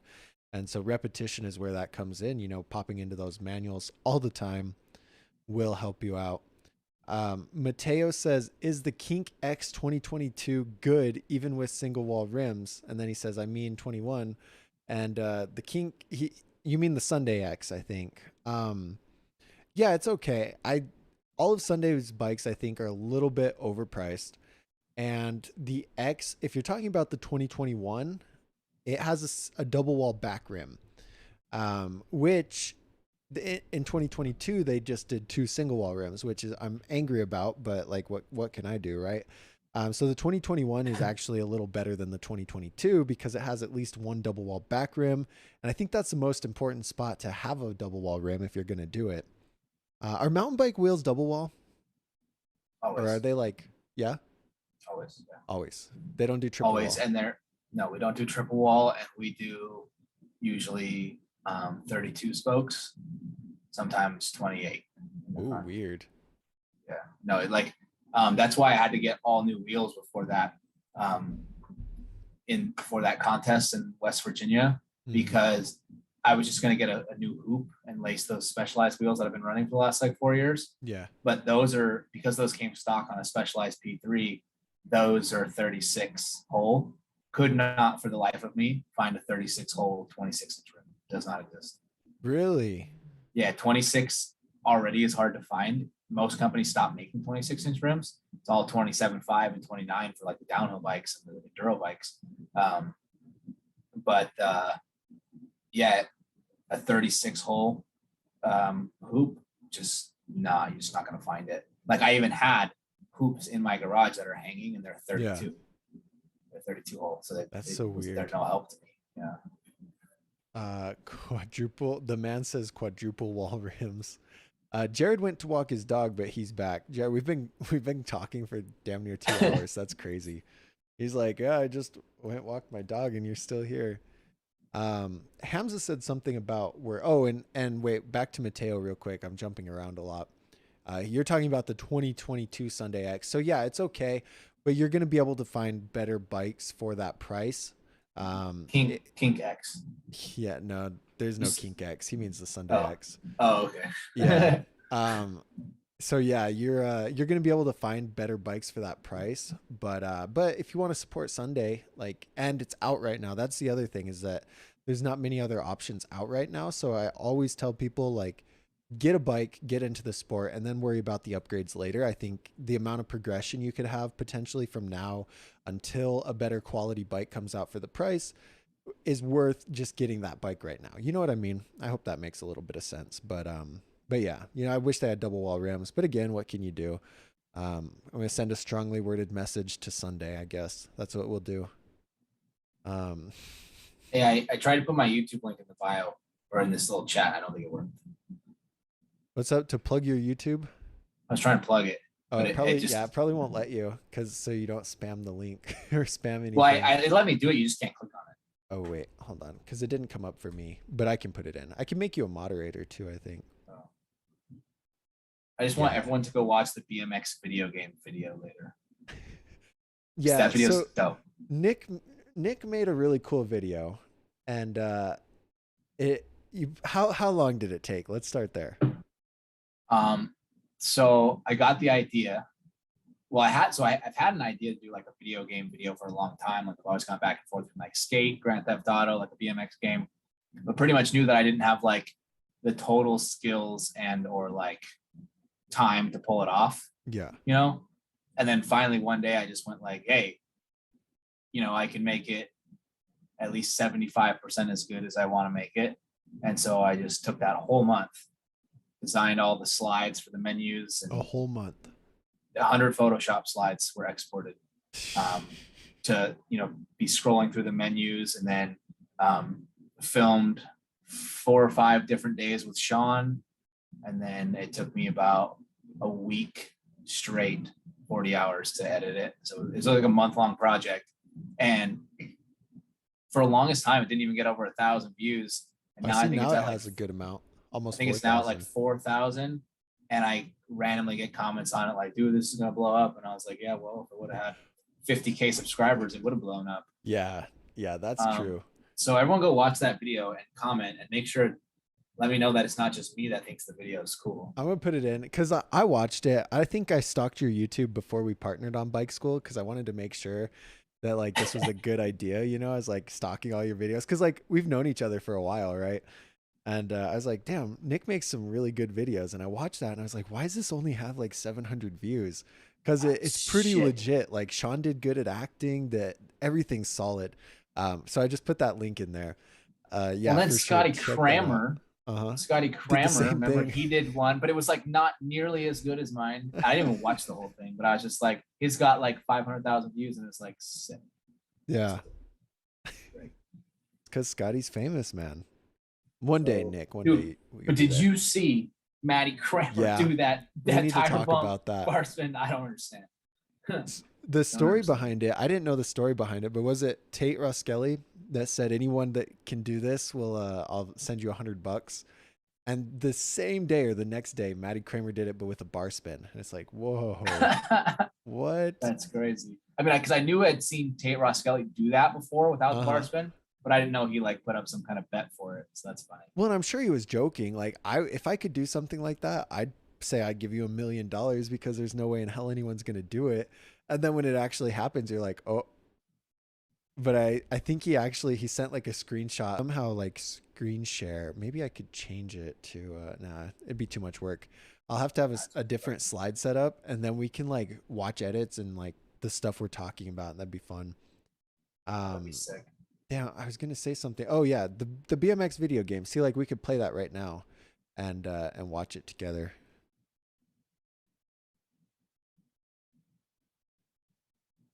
I gotta try to play that game again one day. I need a controller. What for what? I'm gonna try to play that BMX game. Oh yeah, we should play it. Somebody on here a while ago, before I said I had a place, Finn, he said something like, I'll donate for he said he was gonna donate Xbox controller. And I was like, yeah, dude, that's about what they cost too. But I do have a PS4. It's falling apart, but it's okay. It gets the job done. You could also probably stream the pumped BMX.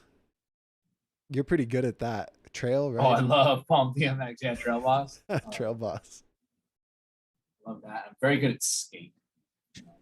What?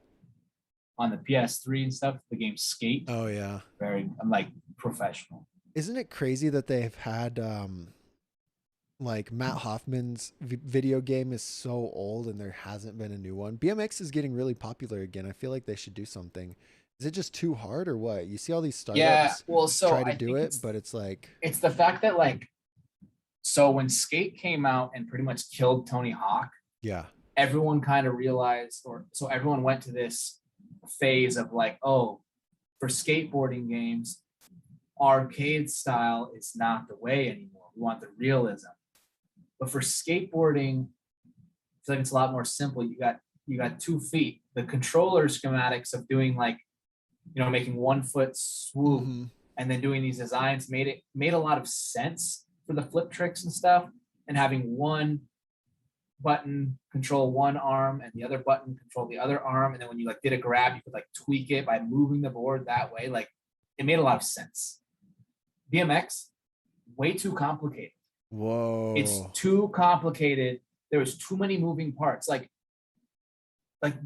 you couldn't with 1, even 2, even 10 joysticks really make sense of like doing, like you couldn't make sense of doing a bar spin versus a toboggan versus an X up. Because when you think of an X up and a toboggan or in a bar spin, it would be like the same damn move with a joystick. Yeah. Or a tail whip. Yeah, I guess one way could move the tail whip and the top way could move the bar spin. But then it's like, what do you do for Superman seat grab? You take this hand and then like bring it down to the seat and like if they would have just said, hey, the realism worked for skate and skateboarding games. They tried it with snowboarding and it didn't work, which I don't know why. I feel like if it worked well for skate, just have the same designers make the snowboard game, it would have been perfect. Yeah. But they never figured that out. But BMX, just stick with the arcade style. It's fun. X equals Barspin tail whip, is right? square Square, yeah. left, square left, barspin, square down, tail whip. I think that's fine. Like I think it was the fact that they buried themselves in a hole thinking they needed to keep up with the realism aspect of skate. And then they came out with just so much clunk. And it's like, dude, you can see it in like the MX versus ATV games. We don't need this crazy realism with like perfect physics. Like, yeah, that's sick, but it's so complicated. I mean, the fact that on a motorcycle game, they still haven't figured out how to make somebody whip, it's because the physics of that are so beyond like a tray flip on a skateboard. You know what I mean? Yeah. Like, so basically like being able to do a dip 3 in a game versus a regular 3. Like, I feel like the complexness of figuring out the computerized way to like weight the body and the bike just not possible. So just make one button combination of dip 3 and one button combination of regular 3 and just pre-program the guy to do it instead of trying to make some crazy complicated nonsense. I was thinking while you're explaining that with the joysticks, because with just 2, you could like use the left one, right, and slide your hand back to catch the bar spin and the right one to throw it, and like, you know, make that really realistic. But then again, it's like at that point you're playing a simulator. Yeah. And because they've done simulator games with motocross and they're extremely difficult, like where both hands, both feet, and the throttle and the brake have actual real life control. Like they do it with like driving simulators or drone simulators. But when you're doing something with so many moving parts, I don't think it would be fun at that point, because no one would ever, like if you made it full blown simulator, I think no one would have fun because it would be so hard. I mean, imagine way too hard. Imagine you want to spin. So you're like, okay, these 2 buttons rotate the top of the torso. Yeah. Like this is your shoulders, this is this. So you like rotate the torso, and then you're like, okay, but then we need to lean the bike a little bit this way, and then we need to lean all of our body forwards, and you're pushing both joysticks like up this way to like spin. Pull your arms in or push your arms out to slow down the rotation. So you're like, well, at that point, joysticks. then you'd have to have a button that's like, okay, are we pulling our arms back or are we pulling them off the bar? So you'd have to have something that you click while doing that to take your hands off. Let go, not just lean back. So dude, it would be so complicated. Like it just gets more and more and more in depth. And at first I just never realized why you couldn't do that. And then you start to just be like, there's just too much, like, because you know, it's like, cool, one joystick each leg, no foot can, you know, no foot can, Superman, tailwind. Yeah. But then you're like, how do we do hang 5? Well, see, like back to the bar spin thing, that makes sense when it's just your hands. But then you think about the Superman, it's like you're extending your hands out, but you're also taking your legs off or one hand. And it's like, you don't have enough. But God, but that would be so cool. If no, it'd be super sick to like, as like a science project, but as like a game that people are going to spend money on. I think just give them arcade style. Let them do triple backflip, 10 tail whips. Get the bike letters, you know, just bring back arcade style games. So how could you build like a stationary bike, and you'd have a belt on, I'd say, like a belt that could suspend you in the air so that you could hop off of it. Bike swing. Yeah, but it's all linked into a video game. So it's like, when you like, what do you call that? Like the Oculus VR. So you hop off the bike, right? And it knows that you're popped off the bike. So then your body comes off the bike, and ooh, that would be fun. That'd be a fun bike school project. Here's how I think that could work. This is going to get really insane right now. Okay. So I don't think you could have an actual bike, first of all, because I think to be most effective, you and the bike both would have to be suspended up into the air. Yeah. And if there's something holding the frame of the bike, you wouldn't be able to like tail whip it. You know what I mean? True. So what I think you need to do is there needs to be like a tube that comes up, and you're almost like on like a trampoline style net that has all these like program things in it. And you have a net like behind you as well. And this net has some buoyancy, So when you pump and pop, you can actually jump, and you're holding onto these handlebars that are on top of this thing, and they're all electronic. So those bars can spin around. You can bar spin. And then where your feet are, if you like hopped and like kicked like this, and you could feel like there'd be like a weight down inside of there. So when you move the tail whip motion, you know, you got to fine tune this, but it would feel like we're moving the frame of the bike around, and you'd be all VR, so you'd see it and you'd slap your foot back on the frame. And then if you hopped off and did like a Superman, you know, you're being suspended almost like zero gravity style. So everything would have to be slowed down in the game just a little bit. But if you kicked your feet back, there's this net with all these sensors that's like, knowing that your feet kick back. Or if you do a tuck no hander, you're hitting these nets that are up out there, and you're basically just in the suspended, like there's different cables and sensors that you're hitting, and you have these handlebars, and it feels like your feet are like on pedals. No, that's fun. This is just a rough draft, but hey, if any of you guys steal our idea, like throw us some money, first of all. Second of all, or if anyone knows how to design something like that, you let them know. Let us know. Dude, I have a really good idea bike school app we need to talk about when we have money. But back to your idea. So like Tesla uses neural networks, and so like it takes pictures of everything, and through that system it's learned to identify what's what. So like what's a stoplight, what's a person, what's another car, what's another bike on a car, what's a bike not on a car, and it's like really smart like that. So if you were in this chamber and you had these micro cameras that every second, you know, it's like, oh, this resembles the shape of a Superman, right? It could replicate that in the video game. Or this resembles like what a tail whip looks like when that's coming around. And but how would you backflip? That's another problem. Ooh, in the VR thing? Yeah. So that's where things would have to get trippy. You know, maybe you're in like a ball. Yeah, stable. Like and a rotating ball. So then you could 360 and you may have to have like almost like a thumb lock or something like you would have in like a kind of quad. And basically when you're going to flip, you put that thumb lock and yank your weight back, and it end up like the rotation. And it'd be like a rotation. And then just when you're coming down to land, you just lock it back into place and it magnetizes you back. It's basically like a magnet. And when you're sitting just back around the center. So if you wanted to backflip, 360s would get really hard, but we'll talk about that another time. But if you backflip, it undoes the magnet, the weight goes around, and you turn on the magnet, it goes. Dude, that could crazy be shit. So fun. Like I'm imagining it. You're in this like a 3D tube, right? And it's projecting whatever you're seeing. So like you're riding trails, and you have the peripheral vision of it, and you do a flip, and it's like, you know, everything's reflected in the thing you're in. But imagine all of that for one. Like only one person could play it. It's probably 6 figures to come up with. And only one level. Yeah, one level. You'd have to design. Or I feel like you could just put a bunch of. I feel like you could just put a bunch of sensors all over like a BMX bike. And then throw yourself in a space shuttle and just float around.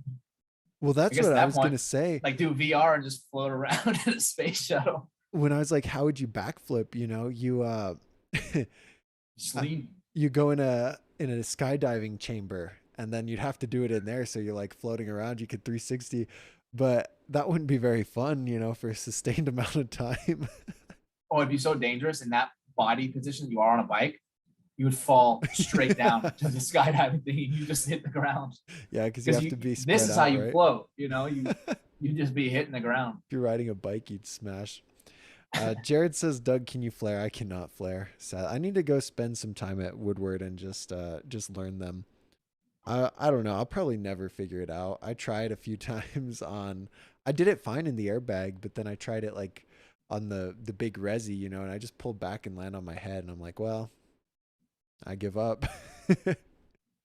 Flare is one of those tricks that like I can't picture it in my head. It always works, and I've done it for so long that like I can do it like second nature. But if I try to like think about it, it's kind of weird. Wants listed. Hazama said, sorry to repeat the question. Need the advice. I am a security guard on parking lot. Is there a really lightweight mountain bike around 427 to 600 for tricks and riding at work? It depends, because if you're looking for more of like dirt jumper slope style type bike, or there's that big like mountain bike trend now, like the mountain bikes that all the guys are doing all the wheelies and stuff on. It's a big thing in England, like all these guys riding mountain bike like hardtails that aren't dirt jumpers. They do the wheelies with no front wheel, and they all do like all these guys like swerve in front of traffic and stuff. You seen that? Yeah, that's fun. Yeah. So there's a kind of two different styles of tricks and or bikes. So if you're meaning dirt jumper, Doug, what is that symbol? Is that euros? Yeah, it looks like euros. Yeah. Okay. It's like $800 or like $700 to be like the top. Let's see. The problem is a lot of complete dirt jumpers don't ship to the US.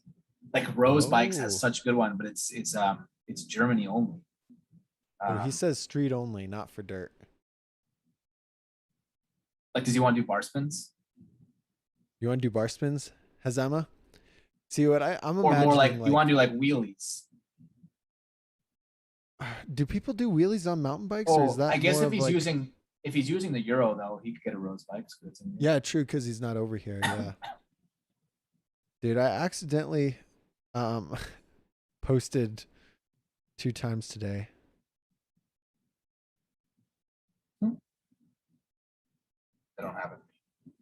You looking for a bike? I'm looking at Rose Bikes right now. What about radio? That's like a We the People, I think, right? Griffin, who just did that double flip bar in the contest today, he rides for radio bikes. That's what made me think of it. Because they're posting stuff like they have free coasters now. Well, and then all those wheelie bikes, Ryan Taylor's company, they've been doing huge with that. Yeah. With Mafia? No. Elite. No, he's got his own company, Collective. Oh, Ryan Taylor. I'm thinking of Ryan Gutler. Yeah. I'm dumb. No, Ryan Taylor. Wheelies, J-hops, normal tricks to have fun at work. I think just J-hops. People are doing some kind of like that on just a normal dirt jumper though, right? Like a hardtail. No, they're doing more on like basic like $500 like hardtail that like a normal person would buy like to ride on like a fire road. It's more of those kind of bikes, not dirt jumper. Because you want to be able to shift gears and stuff to do the wheelies. Oh, really? Yeah, and you want to have like higher seat, better geometry. Even the bunny hop and stuff? They're not really doing a lot of bunny hops. Yeah, just the wheelies. They're mostly doing like wheelies and like kind of it's like this new thing. It's like a street thing. It's huge. I see people like 50 people deep cruising down the streets doing wheelies. See, it's like they've been riding like so. This is not the mountain bike version, but this is like a lot of people do the wheelies on these, like this SE big flyers. That's a 29-inch one. Big flyer. And then Collective bikes. Let's see. See, so he does have BMX bikes. Yeah. But now, so it's street ready MTBs, and these are like $600. And honestly, this company itself, Ryan Taylor probably sells garbage for more money than it's worth, because Ryan Taylor is garbage for more money than it's worth. Nick's team AJ Anaya. No, Ryan's not that bad of a dude, but he just does some gnarly things in his YouTube. And I don't really like support people following that kind of like attitude, but he's super successful. You gotta hand it to him. Crazy successful. Super successful, and like honestly quite a funny guy. But I could just see him like selling crap to people. Yeah. You know what I mean? No, people ask like, me. I mean, this bike is like $600 and it's like street ready. But then when I think about it, like a Specialized hard rock from Specialized, crap mountain bike would be like $600 as well.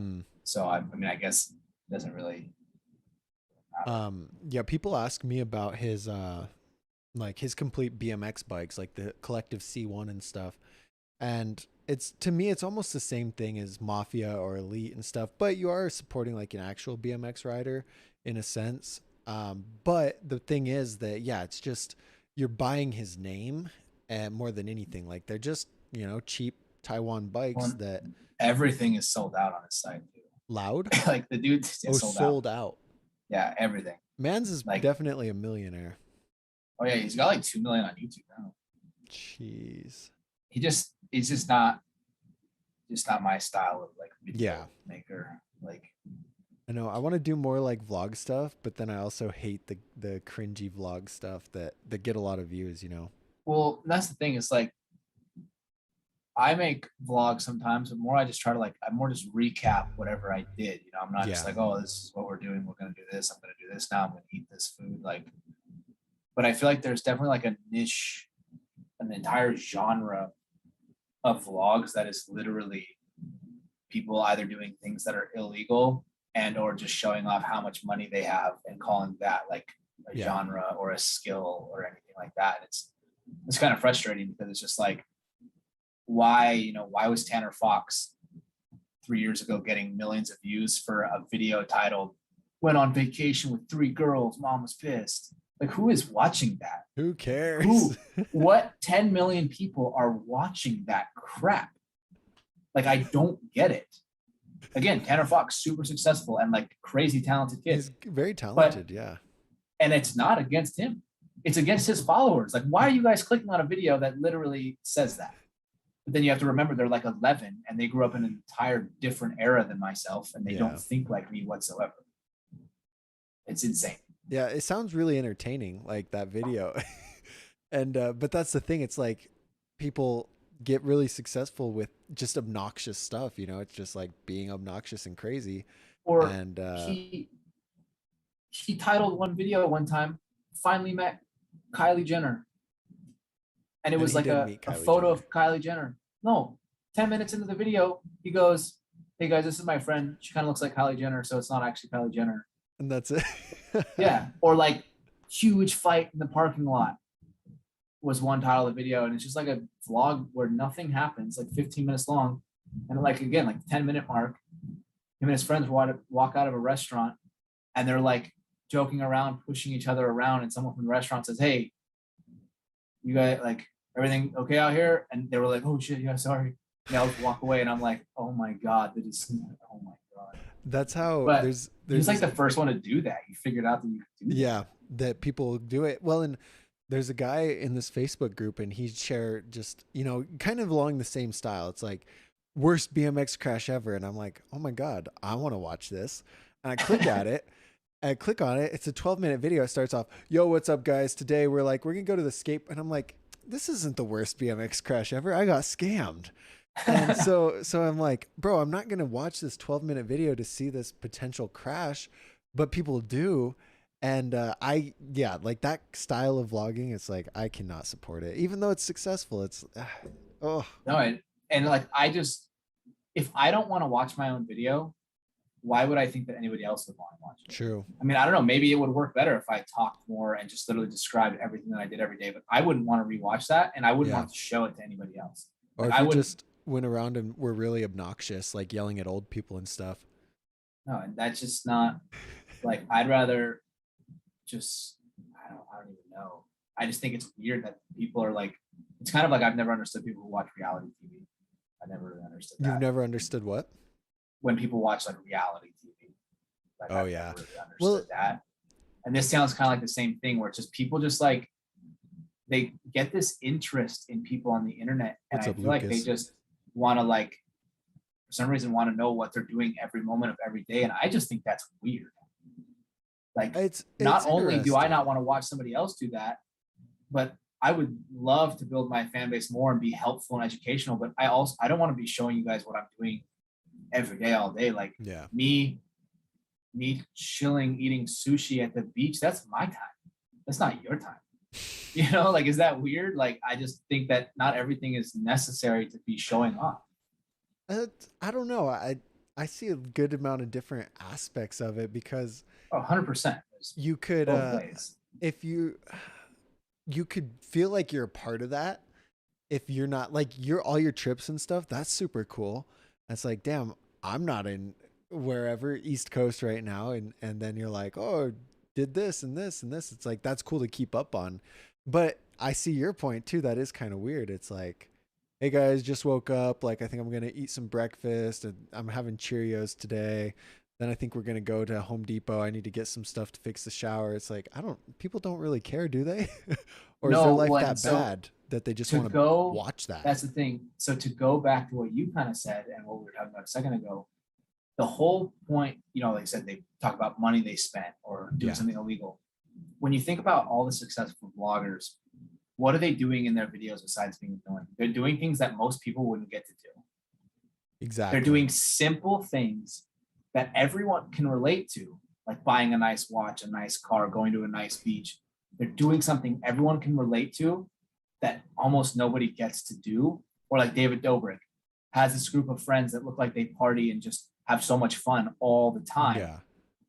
And it makes people feel left out. So like basically Instagram influencers, big YouTube vloggers, literally what they do is make money off of making other people feel like shit about their lives. Whoa. And I'm not about that. Like I don't feel the need to post about every time I do something cool. I don't need to make other people feel bad. I don't want that. Oh my God, you're so lucky you get to do all this Yeah. stuff. No, like I'm not trying to make money off of making other people feel bad about themselves. Wow, When that's a Instagram crazy way to look influencers at it. are. Because you look at Jay Alvarez Instagram, what does that make anyone feel? Like Who's shit. that? Well, like Dan Bilzerian's one that comes to mind. Yeah, Like in it's the his same private thing. jet with all of his models. It's like, oh, that'd be Yeah. fun. No, it's you're literally making money off of making other people feel bad about themselves. Wow. Yeah, that's a really interesting way to put it. Um, but that's true. Yeah. Or back to that, it's like doing things that they just wouldn't do, like the crazy, random, obnoxious things. It's like maybe that would be fun to go around for a day and be really obnoxious and get kicked out of a restaurant. And so but instead of having to do it, you can just watch somebody else do it for free. Yeah.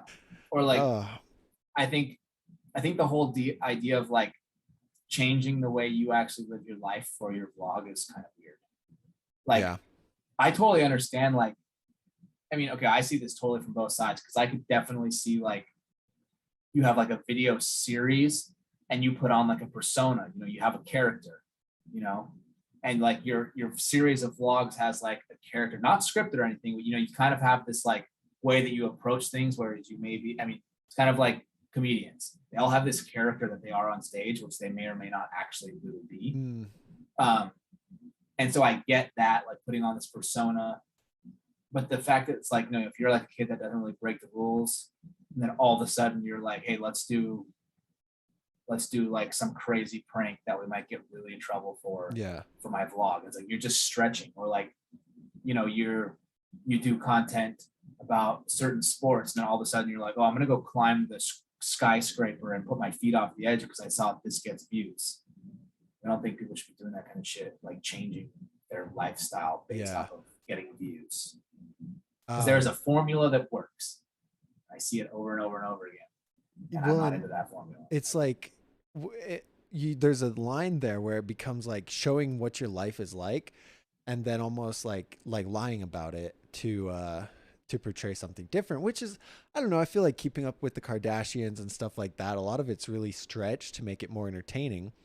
But when it comes to like when you're saying this is my life and then it really isn't, like you're lying to people and it's all fake. And the reason I bring that up is that I just learned yesterday that maybe you guys all knew this, but the yo, what's up, Hazama, thank you so much for the $5. You're the best. um Rappers in their videos, you look at all these rapper videos, and it's they've got all these nice cars. You're like, bro, I want to be a rapper, obviously, because obviously they have all this money. But then you look, you could rent a Lambo for the day for $150, film your couple YouTube videos, and you're good. But it's like people who don't know that, like me, and watching, it's like, whoa, all these rappers must make a ton of money even though they're not that good. So, maybe I could make a ton of money rapping. Or, same sense with whatever niche it is, but it's when you understand that it's just entertainment and like props and stuff, that's a little different, I think, Yeah. than like false advertising. And I don't know, like I feel like in my videos, like I try to be honest about things. Like if I like am like not feeling a trick or like a bike video or something, yeah, like I'm straight up talking to the camera, like, dude, this is not. I don't feel good for this right now. Like I don't really want to do this, or like my legs hurts. That's why I'm not doing this. Like I'm very pretty upfront about things. Or like if I solved a reason for a trick, like there's good tidbits of like education in most of my videos. yeah, Because almost every video at one time or another has me talking about or talking to someone about a trick and or something and why they're not doing it right or why I'm not doing it right. Like there's little bits of information, but I'm not going to title, like I would rather title it, you know, Woodward Tahoe session rather than teaching my friend how to double backflip because he didn't do a double back. He didn't land it. yeah. So I don't want to put that out there and leave people disappointed. Or I don't want to say like first double backflip full suspension at Woodward Tahoe on a Thursday in 2021, world's first. Or you put like where Hoff died or whatever. It's like, man dies in the foam pit. It's like, well, they'll unmonetize that so quick. Can't put dies in the title. Can't put breaks leg. Can't put dies. Can't put stitches. Can't put nothing. You can't put anything like that. Nah, you get demonetized. But you can put mom gets mad with my 3 girlfriends. Yeah. Hamza says, thank you for the advice, guys. I know it's not much, but I thought I'd support the stream. Thank you. I just wanted to see, hopefully I got one donation today because I wanted to see this little tip jar in the corner. I just wanted to see what happened with it. And it put some coins in there and it looks really cool. So thank you. Good job. Anyway, so let's get these last few questions. And then if no one else has any questions, we will probably carry on with our day. Okay. Let's go to the bottom one. Can you take off some the good brake ones. tabs? I forgot. Yes. Some bikes you can't. Yeah. They have like a little Allen key, I think, and you just. Yeah, it'll be like above it, and you'll be able to tell if there's a weld right there. You can't take it off. Like the Summit, comes out into the tab, and you just put the brake mounts, the brake things on there. But a lot of modern frames, yes, it's like an Allen key. You just unscrew it, it drops the bolt out. I mean, John, look, you can do anything you put your mind to. So if you get a, hammer or whatever, you could take that bad boy off. Don't listen to me. Sawzall, whatever it takes. Hey, they stole my girlfriend's catalytic converter. They can take off gyro tabs, dude. Wait, did they really?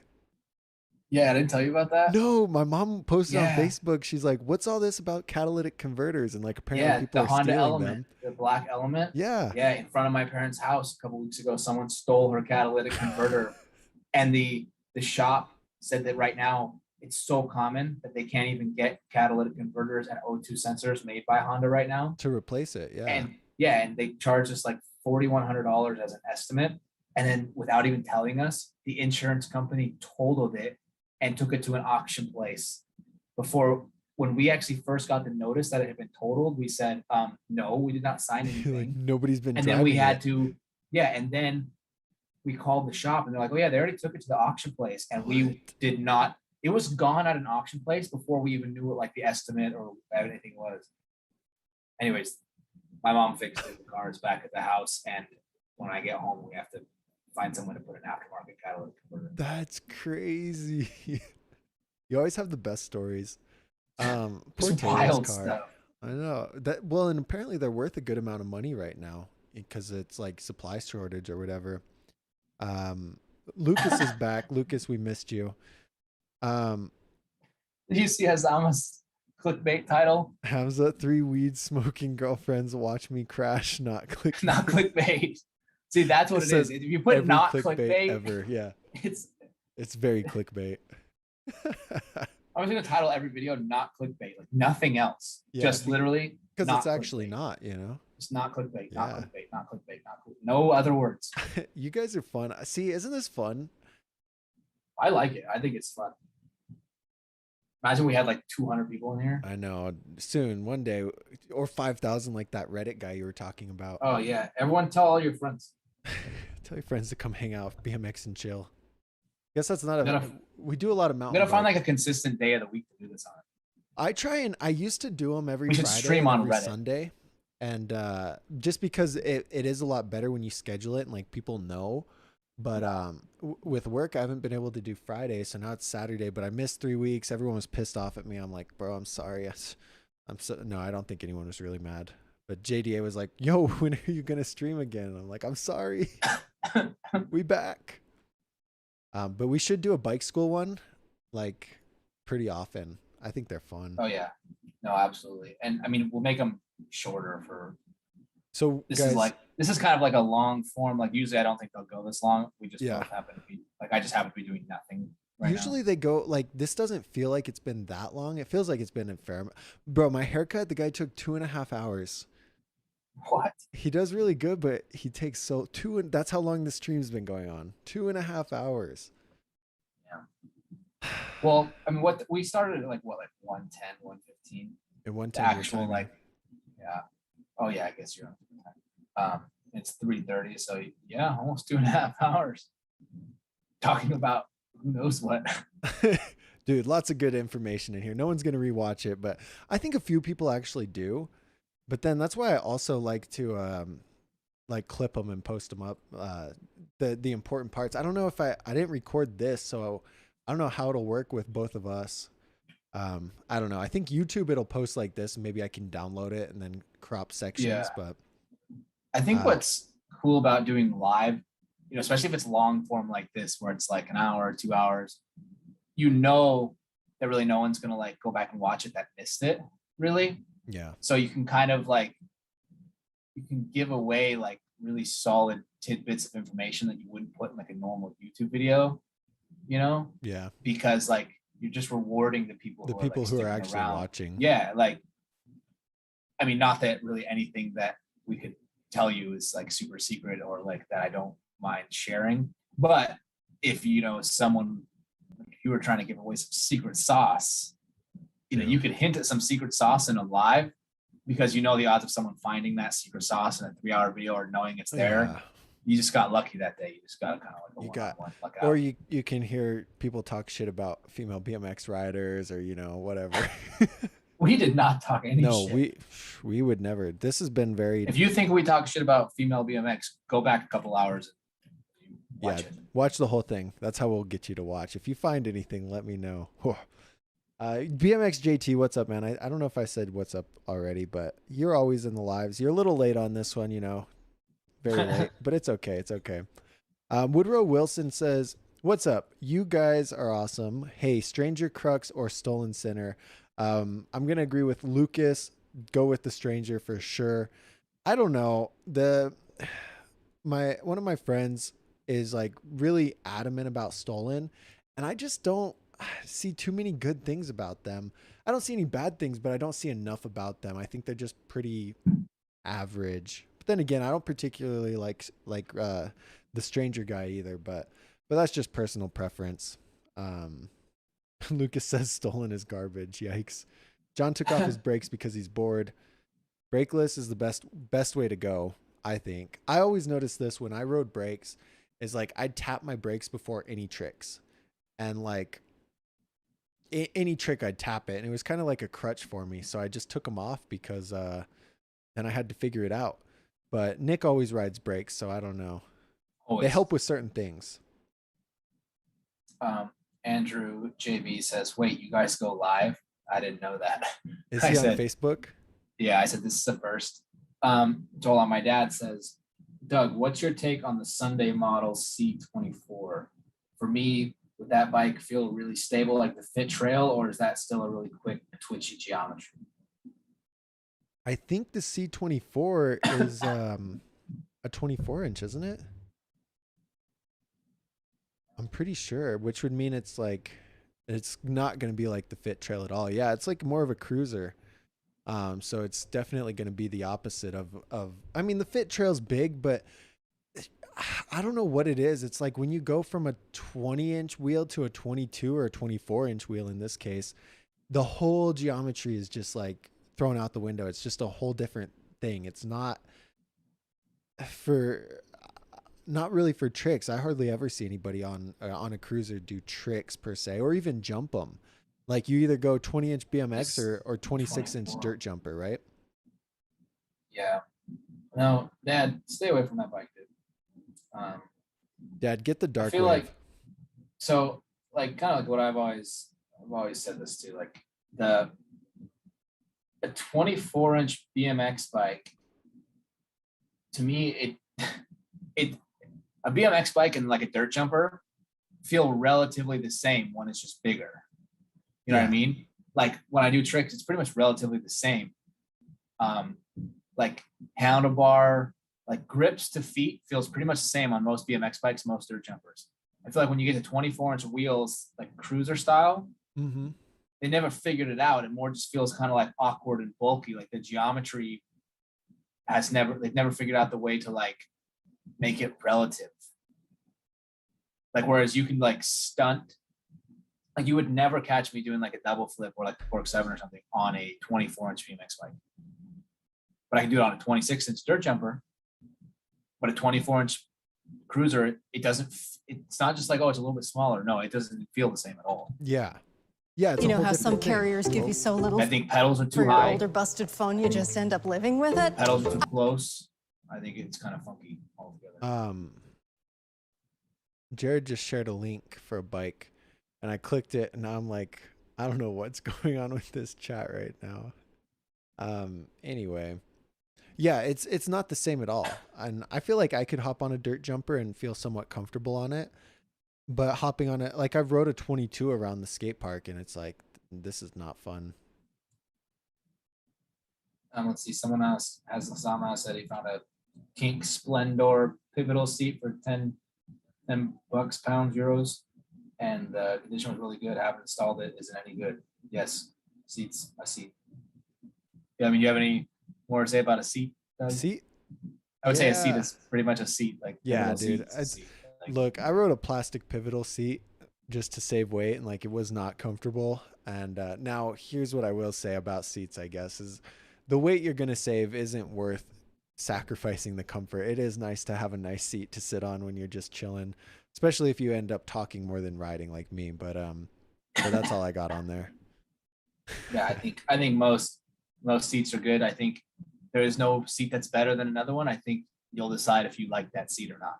Yeah. You know what I mean? Like I've ran seats that are one kind of shape, and then I've switched the seat and learned that it does kind of affect me with like bar spins and like Superman seat grabs, and I've switched back. Yeah, it's very rare, but yeah, different shape of a seat depending on the curve, and you're going to see there's a lot more mountain bikes than you're going to see a lot more actual different shapes.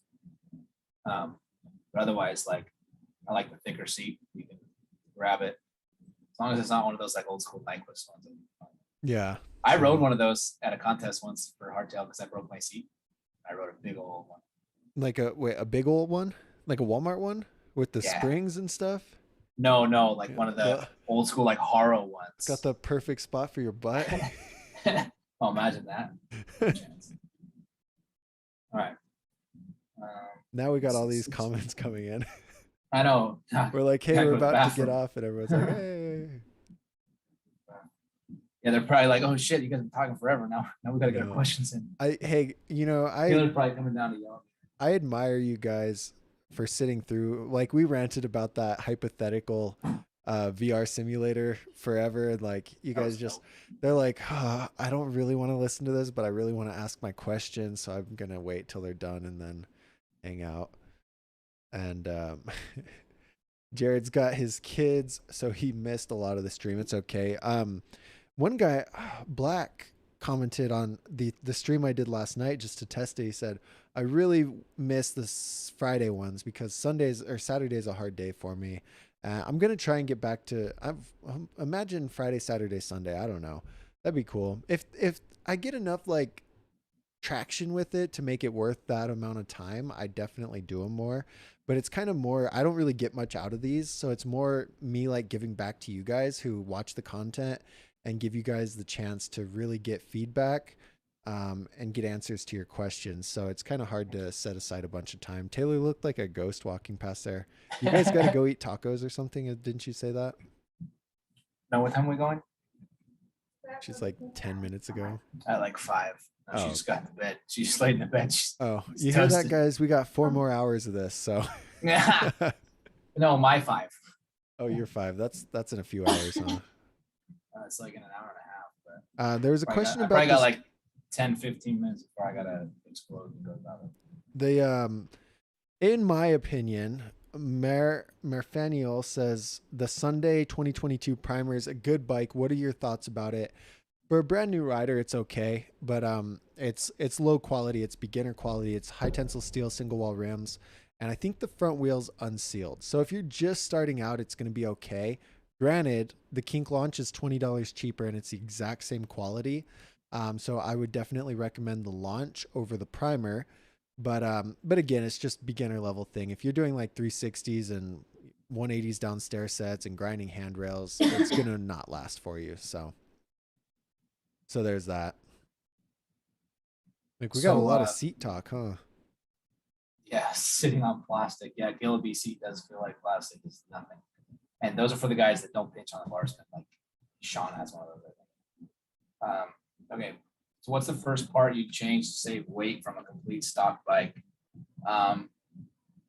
Well, it kind of depends if money is a factor or not. True.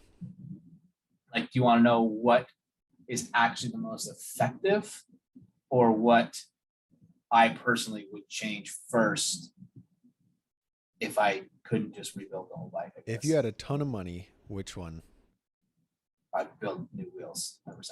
Wheels is going to be the most effective. Titanium, yeah. For weight savings, like, you could do a lot. Tie spokes, and honestly, profile is not the lightest, but I would still go profile probably. And then like alienation, what do they call those? No, it's not the deviant anymore. It's the alienation, something. So it's alienation that everyone rides, but that would be the most effective because it's all the rotating weight. And I would put like DTH tires or like Maxxis grifters on there because they're super light, or power blocks. Kevlar tires. That would be you probably, if you put on 2 power block tires instead of like stock fit tires, and you built custom wheels or just even bought complete wheels and just did your research on which ones like were the lightest that you could find on Dance Comp, you probably could save 2.5 pounds just in wheels and tires. You could probably save a pound in tires alone. Yeah, that's what I was gonna say. Tires right off the bat, because they are like, God, I can't even remember, but Momentums are maybe around 16 ounces, and like most stock tires are around 32. And when you think about 2 tires, like that's about a pound of savings when you switch them out to better ones. And so that's the best cost-effective option for sure. But, and another thing with that is that's rotational weight. So to Nick's point, if money's not a problem, like Bob says, money's not a problem, build up some wheels and tires, and you're saving a couple pounds altogether. And that's drastic, especially when it's rotational weight, but it's expensive. My dad says, he sent me a text message. He said, you guys should do a video on older dudes jumping and not trusting the lip to do its job like me. Your lecture of what I'm doing wrong helped me so much. So we should do that one day. Who on the YouTube chat right now? Because that's the only, I mean, in Twitch, I guess, the YouTube chat and Twitch, because I don't see the YouTube comments come on here, but you can see them on your thing. Who out of you guys are over 30? Just say like Doug. me. Doug, 1 second. What? BMX JT says he's got to go, but he's got one more question real quick. Oh. Says how to 360 flat, because I keep doing a 360 tap. Oh no. Got to suck your legs into your butt. Suck your legs into your butt.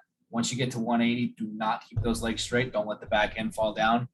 Push your arms out a little bit, like elbows up, arms out, legs, heels up to the butt. You got to keep the back wheel off the ground longer.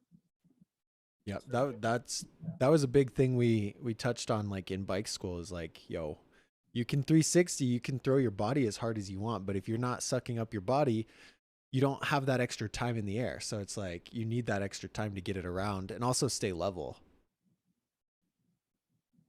Oh no. Nick, some guy. So I did a live, okay, and like I clipped it and I posted a clip from it. And this guy commented and said, he called me Crackster Bob. And then he commented on one of the things he said that I look like I'm on crack. and so hurt, but so funny. Anyway, you guys are all nice to me, so that's good. Look at all these people. Bob's 36, Trent's 42. That's 21. that's awesome. I'm 24 Hey, it's and okay. I feel pretty old. 21, knees hurting. I'm 26. My legs don't work. 36. Crack cocaine 41. Bob. I hate you guys. I'm just kidding. I love you guys. Thanks. See you later, BMX JT. JT, have a good day. We will see you next week, maybe. All right. You got anything Here's a real else? question, though. We just gave you guys oodles of good information. Who's coming to join bike school? I know. Let's get to the point. Jared, have you watched any lessons on there on bike school? If you have, what do you think about it? If you haven't, you better get on that, first of all. Don't worry, the videos don't disappear. It's fun to look on there. Like, I like to log on and see how many like lectures were completed for the day and see it's like, whoa, people are sometimes actually it's like 20 lectures. I know. Cool, yeah. They just binge watch. I'm gonna so get gross. superpowers. People do 360 but leave the back wheel down. Dude, John Talon Marriott, you should go look at my downhill bike 3-drop crash from like 2 weeks ago. I left the back wheel down, real far down. He died. Woodrow Wilson's 46 with a 6-pack. Only the bunny hop one. It's a great video. That one is a good one. Bunny hop. That one was pretty good. I think that one's free for everyone too. I think the Goofy Foot one that I just put up. Insane. I haven't watched it yet. Pumping came out pretty good. Yeah. It's good. Yeah. Pumping. Guys. You see those little swing animations? Dude, isn't that funny? I watched that and I was like, whoa, we have to I have to make a joke out of this, because that is pumping though. Like the whole sense of it is that man's is pumping as hard as he can on that swing. As you see, it's the caption of that video was like, I'm going to the quarterfinals. And I was like, there's a contest for who can go around faster or what? I'd get dizzy before I even got to one loop, and then he did 4 loops and I'm like, whoa. I was gonna touch on something here and I can't remember what it was, so it must not have been that important, but sprocket and chain make a big difference in weight? Absolutely not. Not a huge difference, no. I mean, yes, numbers wise on a scale, yes. Will you actually ever feel it? No, it's too close to the center of the frame. Yeah. You won't notice. Yeah, that's pedals true. You will. Pedals you'll notice. Yeah? Why? Yeah, because pedals stand out further. Yeah, they stand out further. So if you're doing, and to me, I just think nice pedals, they're just always going to feel better. Like nice, thin, sealed bearing pedals. Like I'm a pedals. I've always had expensive pedals. You ride metal pedals, right? Yeah, insane metal pedals. I run the HT, some HT ones. They're like this thin, and the pins are about as thick as the pen. The shadow, the pedal is thin. Yo, Luis said he got out of the fakie, bro. I think Luis was asking for fakie tips last week, and I said, Luis, here's the tips. Now, next week, you better have landed the fakie. Otherwise, I'm going to put you on blast. And you landed the fakie. So, everyone, good job. That a boy. So, what's next, Luis? What's your next goal? Were you going to do 180s next or what?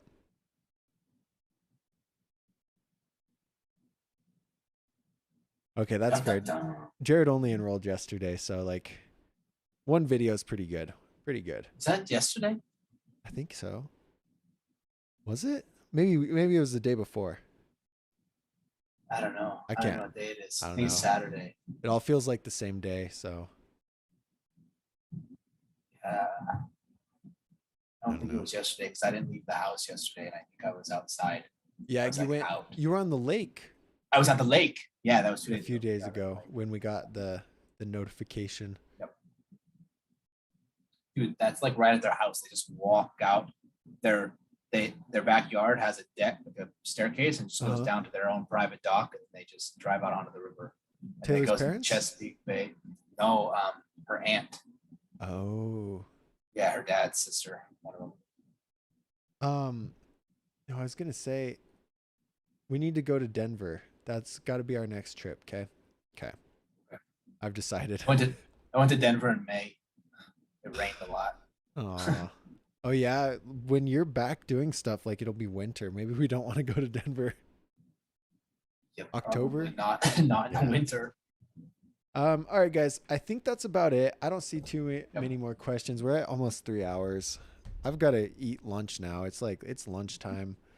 It's pretty cool though that over that whole like 3-ish, almost 3 hours, not everyone ever left us. We had people in here all the time. Yeah, no, the whole time cool. We've had around 10 cool. people.